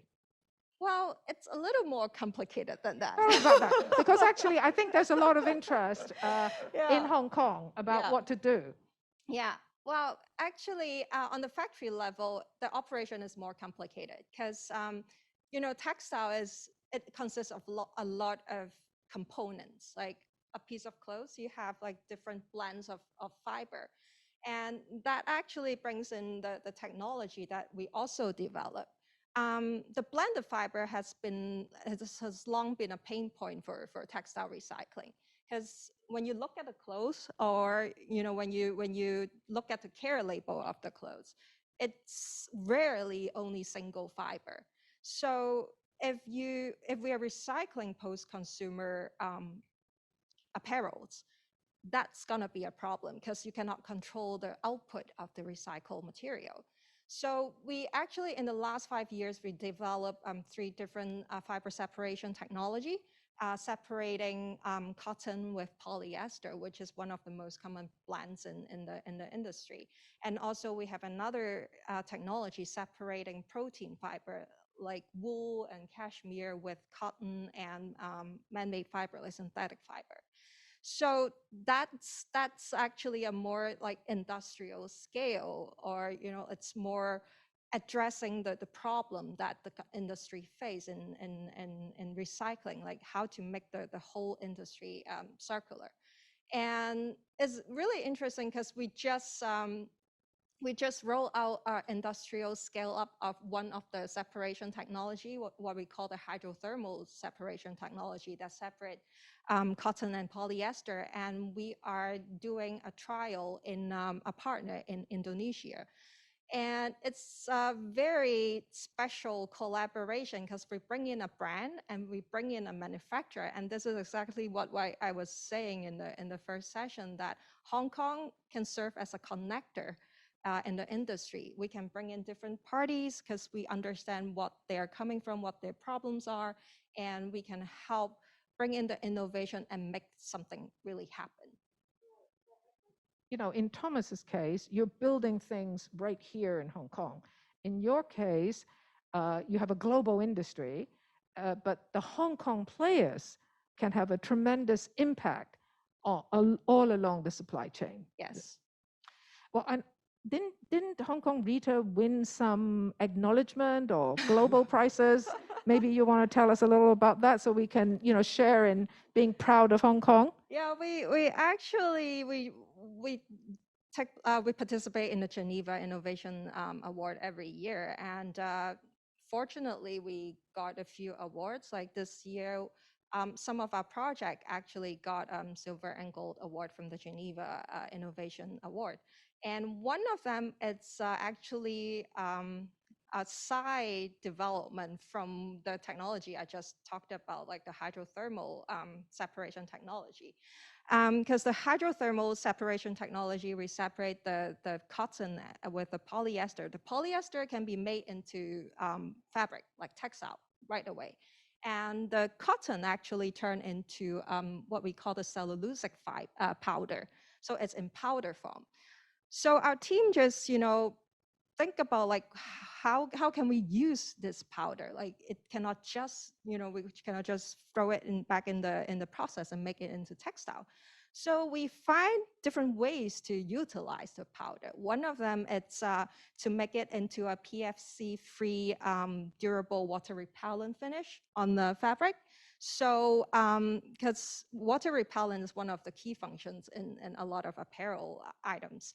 And PFC free, it's always, you know, on the map that people are looking for solution for achieving this function without PFC. And by using this recycled cellulose powder, we actually changed we changed the nature of the powder, and we make it water repellent, and then we just coat it on the fabric. So it's a green solution for a function that's, you know, very commonly used in the industry, and that won us an award.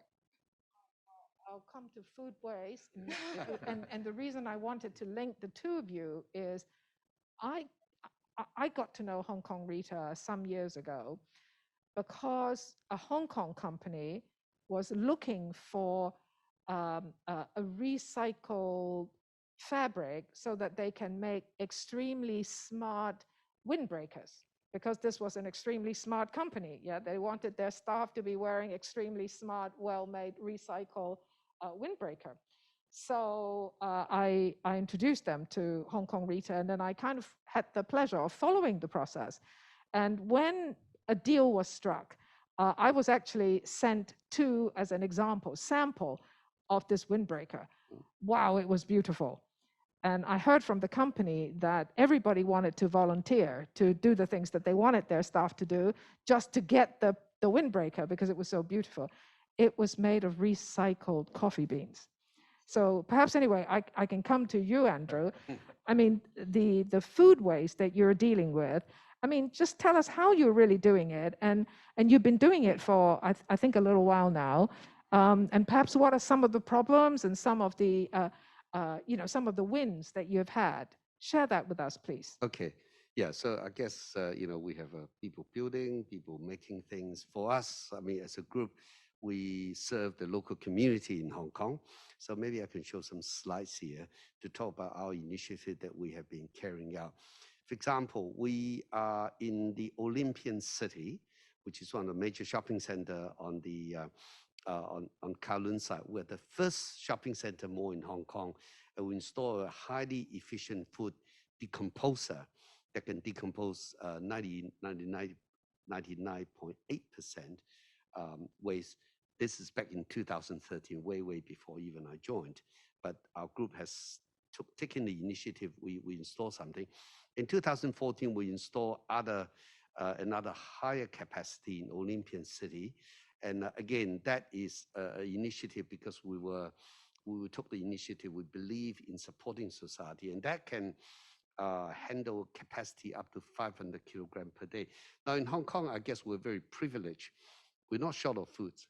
And we go to a restaurant, we can get any. Hong Kong is so blessed that we can get any kind of food from all over the world, and we've got abundant supply.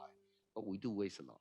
And we see a lot of waste from our tenants, and they push it down. Now that causes subsequent issue to the waste treatment, etc. I mean, it's a value chain. So I guess without so when we're trying to deal with the problem, we're looking at, first of all, doing the food waste. So those are shopping malls that we pay for the facility instead of the tenant doing on their own.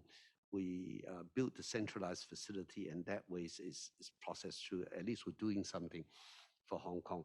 Now, subsequent to that, we have also done things in residential properties. So we have our Sino Property Services has implemented a food waste management program. It's managed by various residential property that we have we manage, like Bowen's Lookout, the Island Resort Mall, Exchange Tower, Skyline, Coronation, even our headquarters TST Center. So again, we believe in not just doing it on the commercial sense, but helping our residential development property also dealing with that. So again, that's the third aspect. If I go to the next slide, please. The third aspect is in the hotels. So in 2019, Orca Digester is one of the top leading Canadian machines, and this one is capable of processing 16,000 kilograms, 16 tons of food waste per month. That's been installed at Gold Coast Hotel, and that transforming waste into food, into liquid. About 8 tons of food waste has been processed, which is equivalent here, we say 7.24 tons of greenhouse gas emission.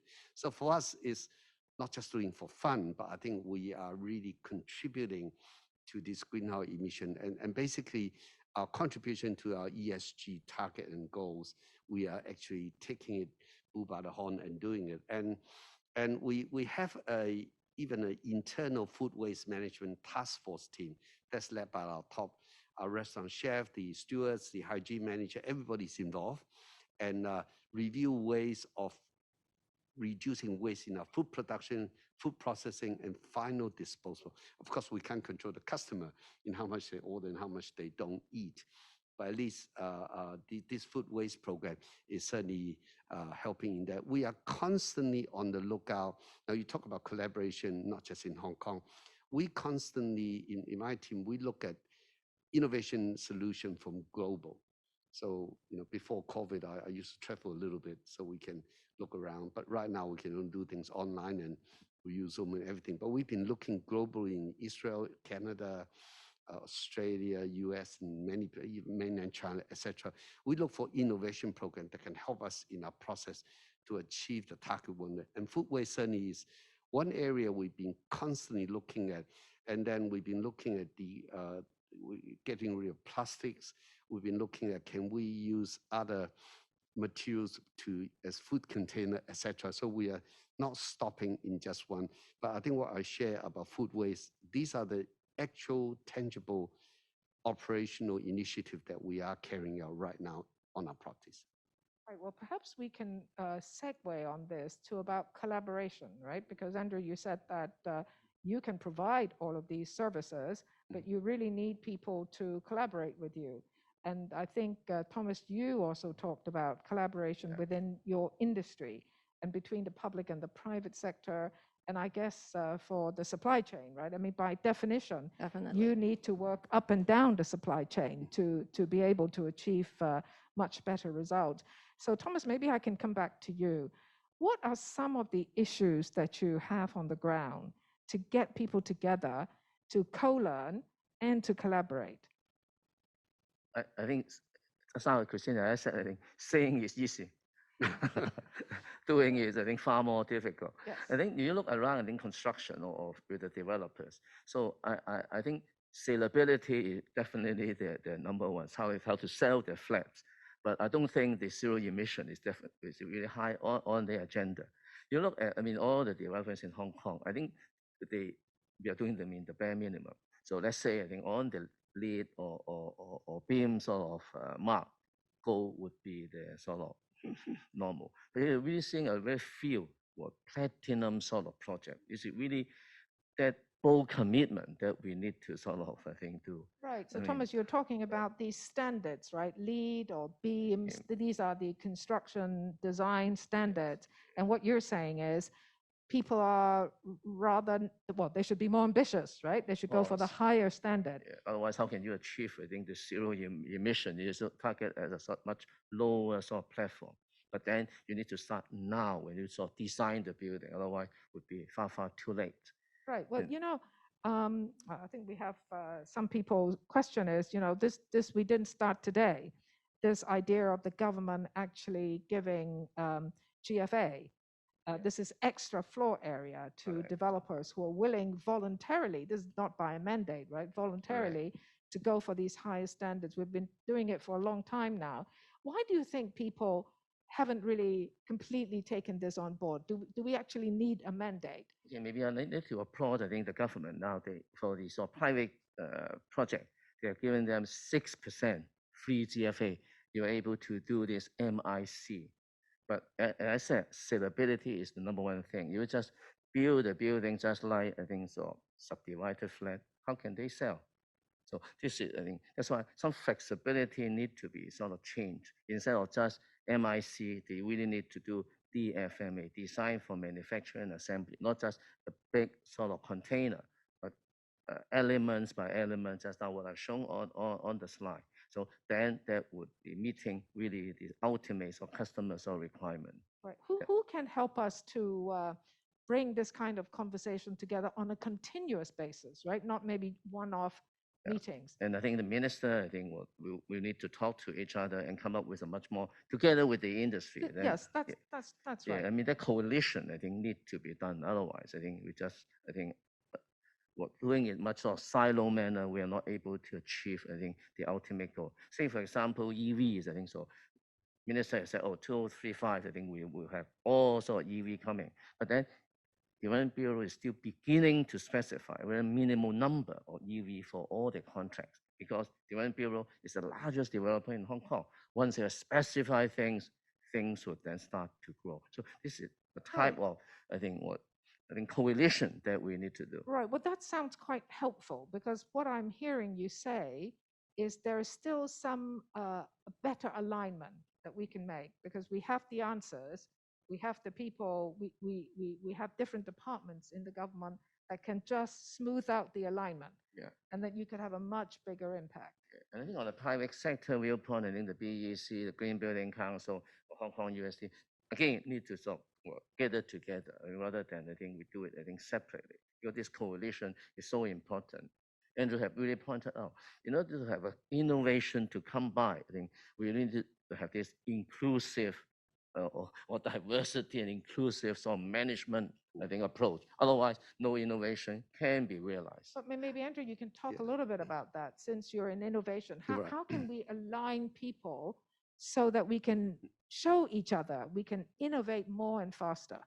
Yeah, I think Thomas touched a point, because you know, in Hong Kong, we're well governed and we're well structured. We have a lot of rules that are very easy to follow. But that is a detrimental effect against innovation, because innovation is about breaking rules. It's about making changes. But sometimes it really needs to be a tripartite relationship with the government taking a lead, the industry responding and doing something. And we can bring in the innovators like the R&D centers and the university, HKUST alike. So can I just show the slide? In terms of footwear, maybe I'll show this example of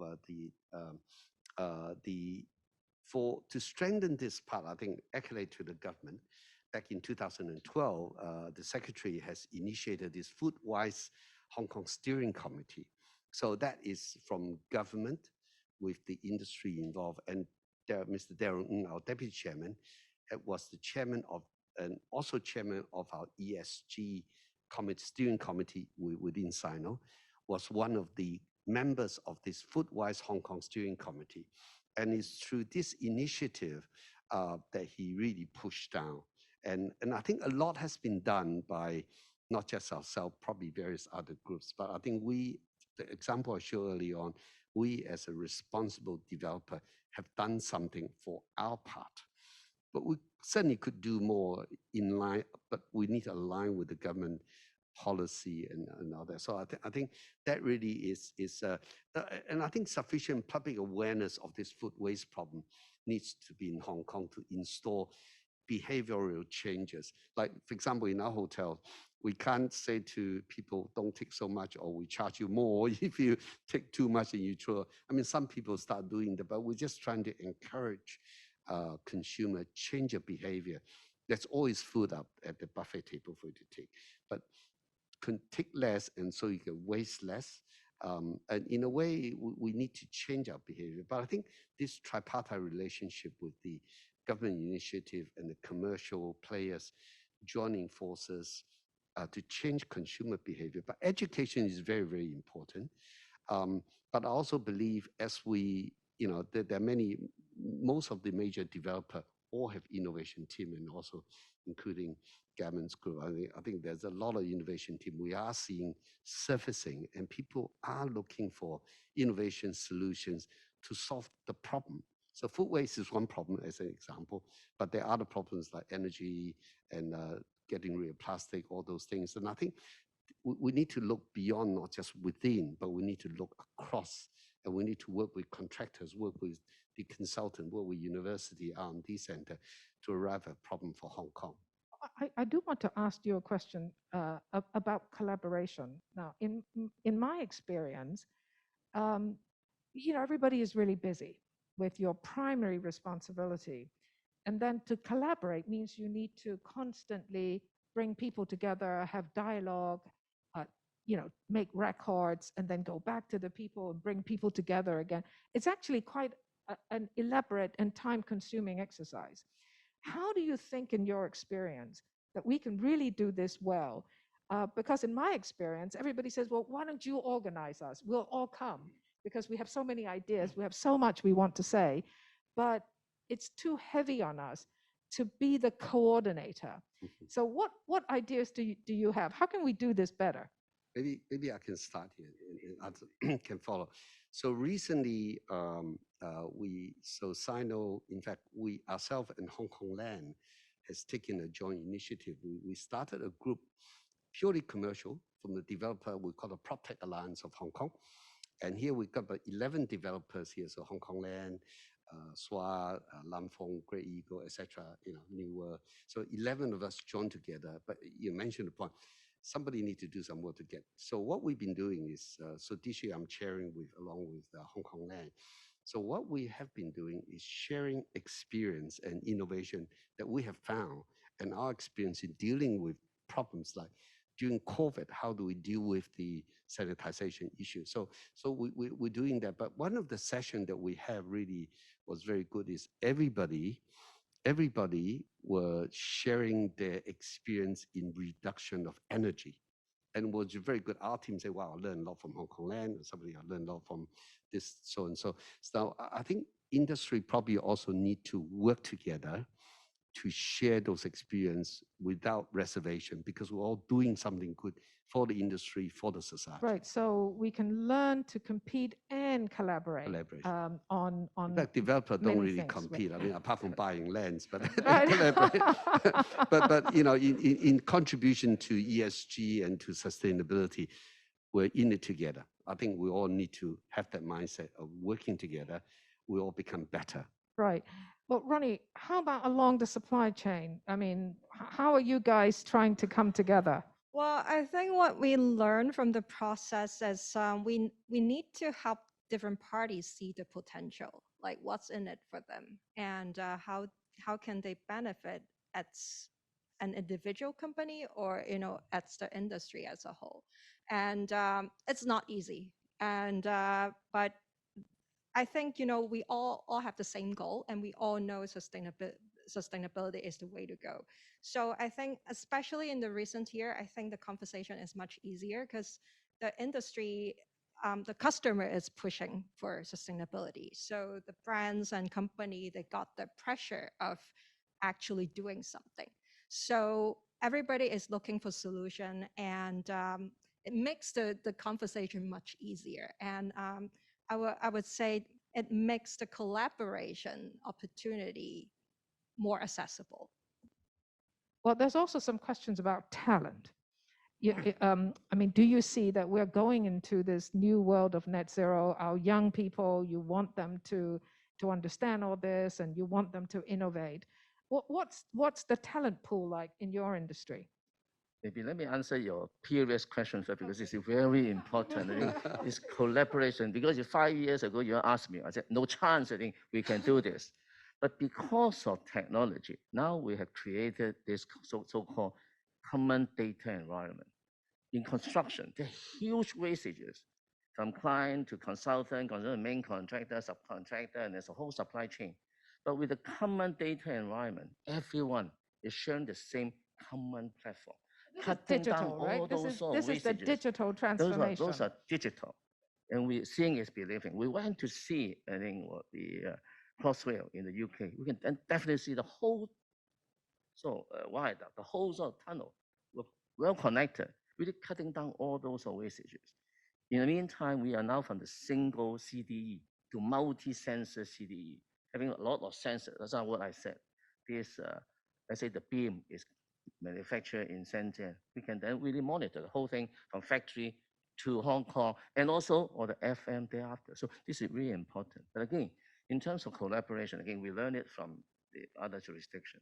Let's say, in the meantime, MTRC do not talk to AA do not talk to highway. But then you have common platform for everybody. You got it. This is where collaboration is all about. And now it's beginning to happen. But then you say, oh, who is the leader? So that's why you need some good task force to bring all of them together. And you can have huge sort of saving. I mean, in your, in your sector, as you say, you can have huge savings. And no, not yet. Not yet, I know, but we want the huge saving.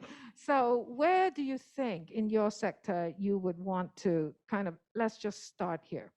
So in the next 5 years, right, you can build all of this. This DFMA, digital management, and also when you touch on the very good point.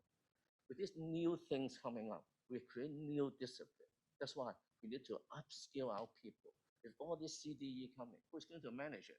So now each discipline will have the information engineer, information manager, and we need to cultivate those people. Otherwise, who's going to manage your data? This is really so what can universities do? Oh, you can do a lot of things. Train them up, upskill them. But before you can upskill them, you need to know the particular discipline. So it's not just a thing, oh, this is really interesting. So people now, oh, you do this BIM, building information modeling. Yeah. But now when we do a BIM model, you need an engineer sitting side by side with the BIM modeler, because they lack the real buildability. Same applies to the car industry and whatnot. So the training need to be combined. They need to have the technology as well as buildability. That is really the key. Then definitely, tertiary institutions have a big part to play. But this is kind of what we're struggling with also at university. So we mentioned green finance in panel 1, and there we are having financial institutions saying to us that they want to hire all our people who've had some training in sustainability. But actually, what we're really saying to each other is the educational experience has to have much more integrated learning about all kinds of sustainability knowledge, and then also specialties, right? So that they can do the sort of thing that you are talking about. Can't agree more. I think now every sector, you just can't good in your own discipline. You need to be appreciating other people's discipline, and how this integrating capabilities are now key importance. Okay, well, our professors are listening, so that's very good. He agree with me 100%. Yes, Professor Fong. Any contribution on the kind of people you need to hire and train? Well, I think, since the fashion industry, that the supply chain is so long, and we touch on so many different kind of sector, like logistic and packaging, like on materials. And we actually need talents from all sectors, basically. And I really agree on what Thomas was saying, like we cannot work silo. Like we have to start talking to different industry, and frankly, textile industry in terms of technology, it's a little backward. It's an industry that it's relatively slow on innovation. And there's a lot we can learn from other industry and how we can borrow the experience to our industry. Can't agree more. I think, in terms of university teaching, so I'm involved at HKUST as well in the School of Engineering, that we are finding the people we need, because we hire traditional engineers that builds, but for future property technology people, we need people beyond those scope. We need people who are conversant with data analytics, seeing trends. So for example, Thomas mentioned the entertainer, the energy container on construction site. We've been using it on our project since last year. But what we see for that instance is the data of how those cranes are used on a daily basis. Is it against schedule? That dictates whether it's behind, because in BIM, you should be hoisting something. Then why is it half an hour late or 30 minutes late or 2 hours late, which means you're behind schedule? Now, data scientists need to pick those up and say, hey, you're behind schedule. Now, we need people, talent that can cut across. So I think university, when training young graduates, they need to train people just beyond the vertical, cutting across application. In the future, we see a lot more application using existing technology in different fields. That's what's going to make the world much, much more exciting. Recently, we ran a career show just a couple of weeks ago, and sustainability and innovation were high on the applicants' agenda list. We ran this show at this convention center, and we found that most people visited those two booths because all the young people are interested in sustainability, innovation, and Right. Christine, can I follow up with Please, his please, sort of please. story to complete the whole story? I was very pleased that you talk about entertainer. In one of our projects, we work for Science Park. We use, instead of using 4 diesel generators, we eliminated, and then 2 entertainer, power up 4 tower cranes, using the AI in the entertainer, and then we can optimize the tower crane operation. Yeah. But then those are data need to be transmitted. As I said, technology is the front line. The tower crane operator need to receive this.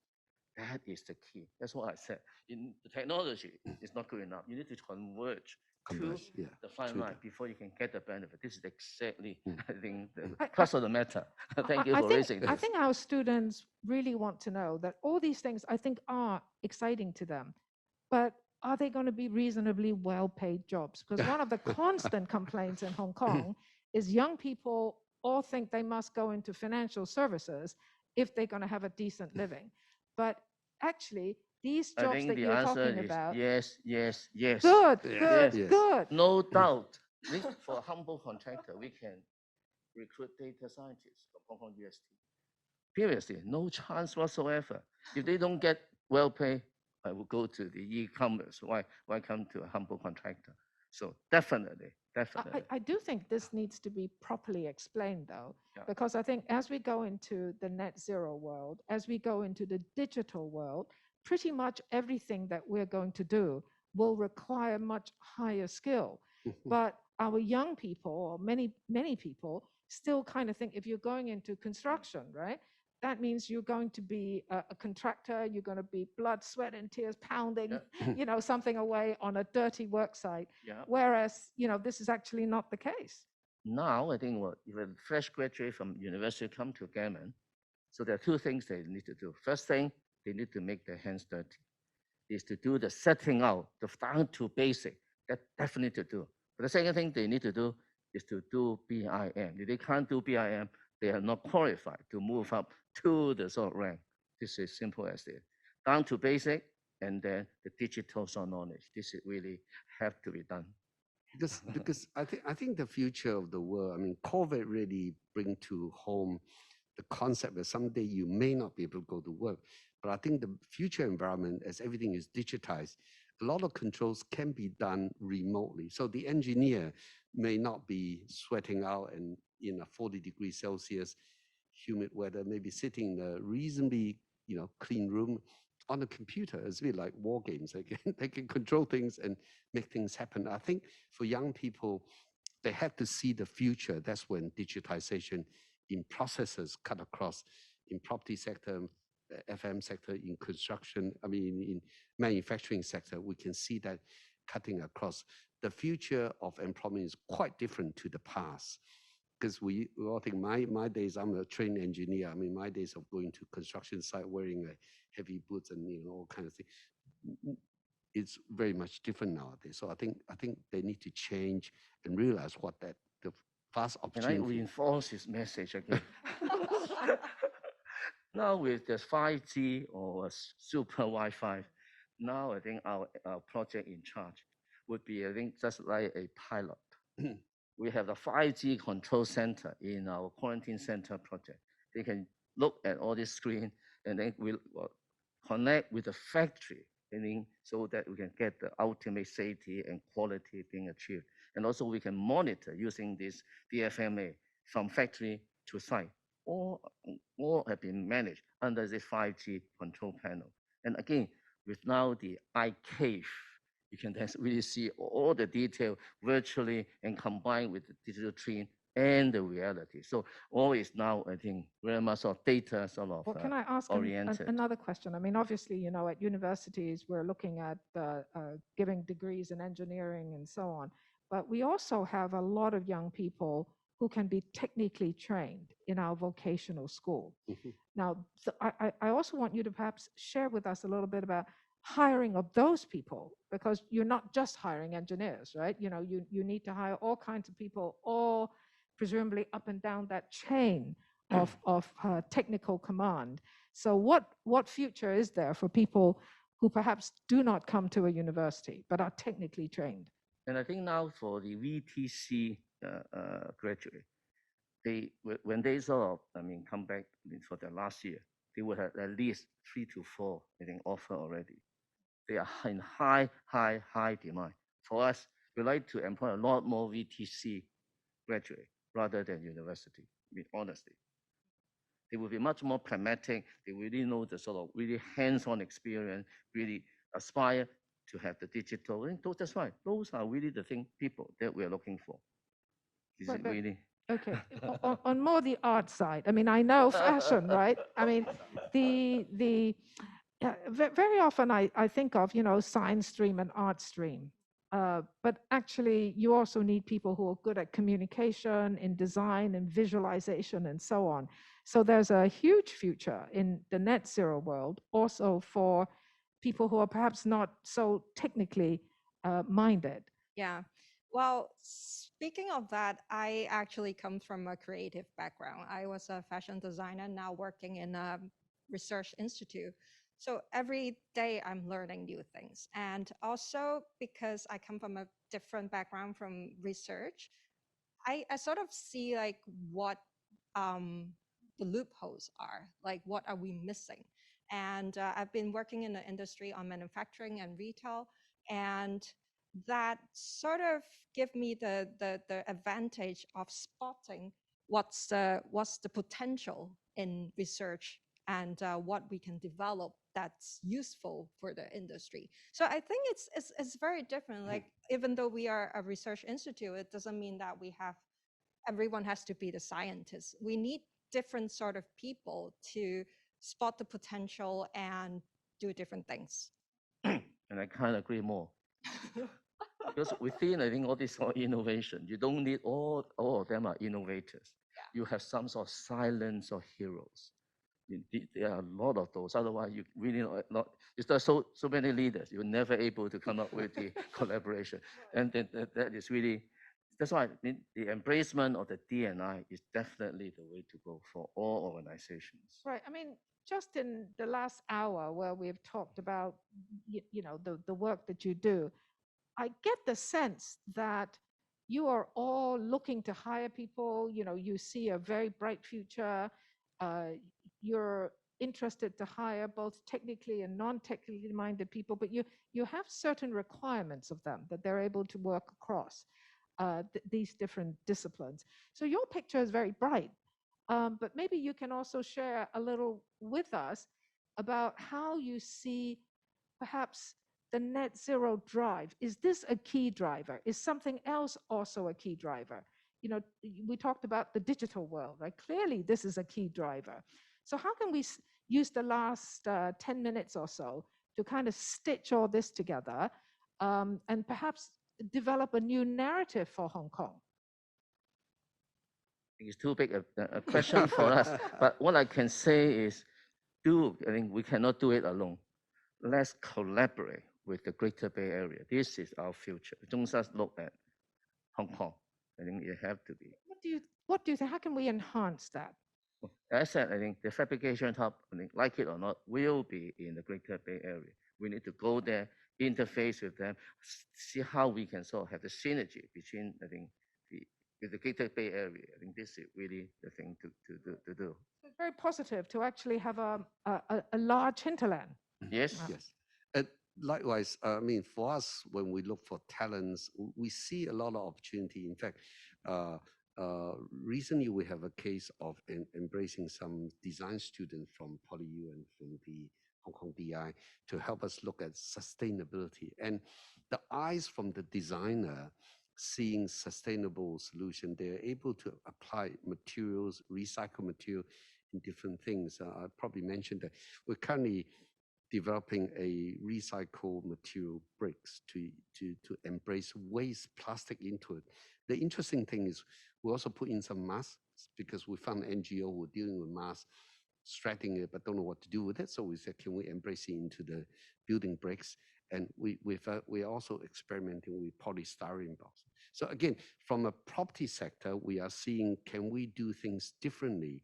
And this is where I think the employee that we're looking for are people open-minded, are willing to embrace new concept, are willing to learn. You know, we can learn many things, many days, all days. There's so much innovation out in the field nowadays. If you keep your eyes open for graduate, don't look just vertical into your own vertical dimension, but you look beyond, you see many exciting things. I mean, there's not enough hours in the day to read all these exciting new things. So yeah. you're saying that for a property company, you're using plastic bottles and face masks to now develop this recycled brick, right? Yeah.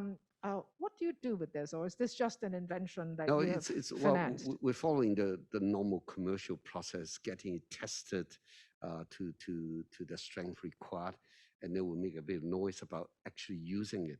But the concept, but what we're getting excitement from the community, in fact, among some of the developers that we talk to, you say, wow, this fit in our ESG initiative, our carbon emission. But just imagine if we're not getting gravels to be mined in somewhere, carbon footing in shipping to Hong Kong, and then they mix it into concrete. But we're just using local plastic waste in there.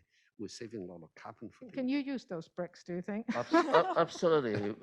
We have had discussion already. We're definitely, I think, willing to try. I think maybe for the integration of, I think, the 9+2, everyone knows that, I think, the Silicon Valley of this Greater Bay Area is not in Hong Kong, it's in Shenzhen.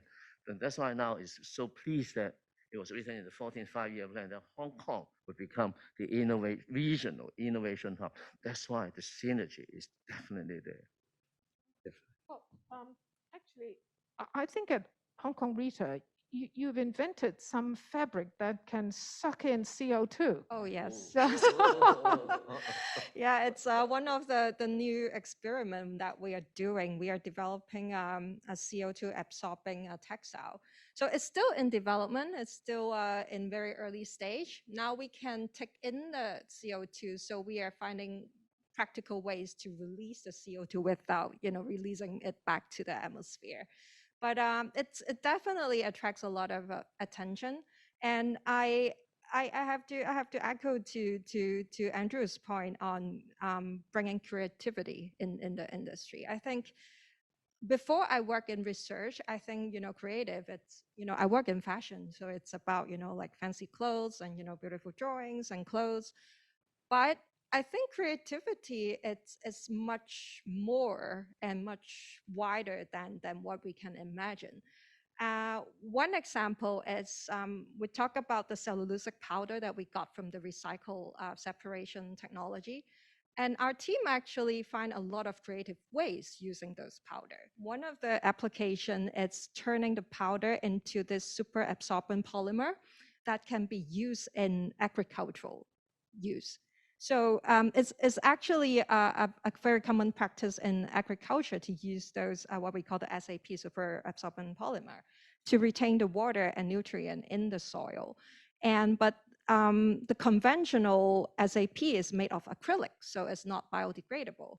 So by making use of the cellulosic powder to make it into the SAP is actually biodegradable, and it actually helped the agricultural industry. So that's something that we didn't expect that we do from the big when we first developed the project. But that's creativity. So yeah. Right.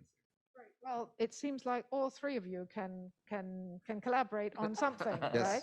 And I was talking to one of your colleagues, Ronnie, about this new carbon absorbing material, and I don't know whether this was a little bit of a boast, and they were talking about, well, this material can suck in a lot of CLP's CO2. Yes. But in any case, I think this sort of discussion is not the sort of discussion that the general public hears, the kind of innovation that is actually taking place in Hong Kong. So just to round off our time today, perhaps each one of you can give us some encouragement, give our audience a little final piece of encouragement about net zero and how think you're going to win. I think it can be achieved. Very good. Okay. No, I think it seems like a very far-fetched goal, but I think, like every step counts. So never underestimate your own effort. There's no alternative. We have to do it together. Well, thank you very much for joining panel 2. So you've heard that we have 3 panelists very active in Hong Kong's industry and commerce, and they all feel that it is possible to achieve net zero, work hard. We need to collaborate together. We haven't quite always done this as well as we could. Somehow we need to break our habits of working too much in silos. Technology is also raging ahead with new ideas, new products, new methods, and the digital revolution is already here. It makes tremendous demands on us, but young people, they start off with the digital world, and these are things that they can do across the board. So thank you very much for joining us, and maybe I can round today off, and thank you too for spending time with us today.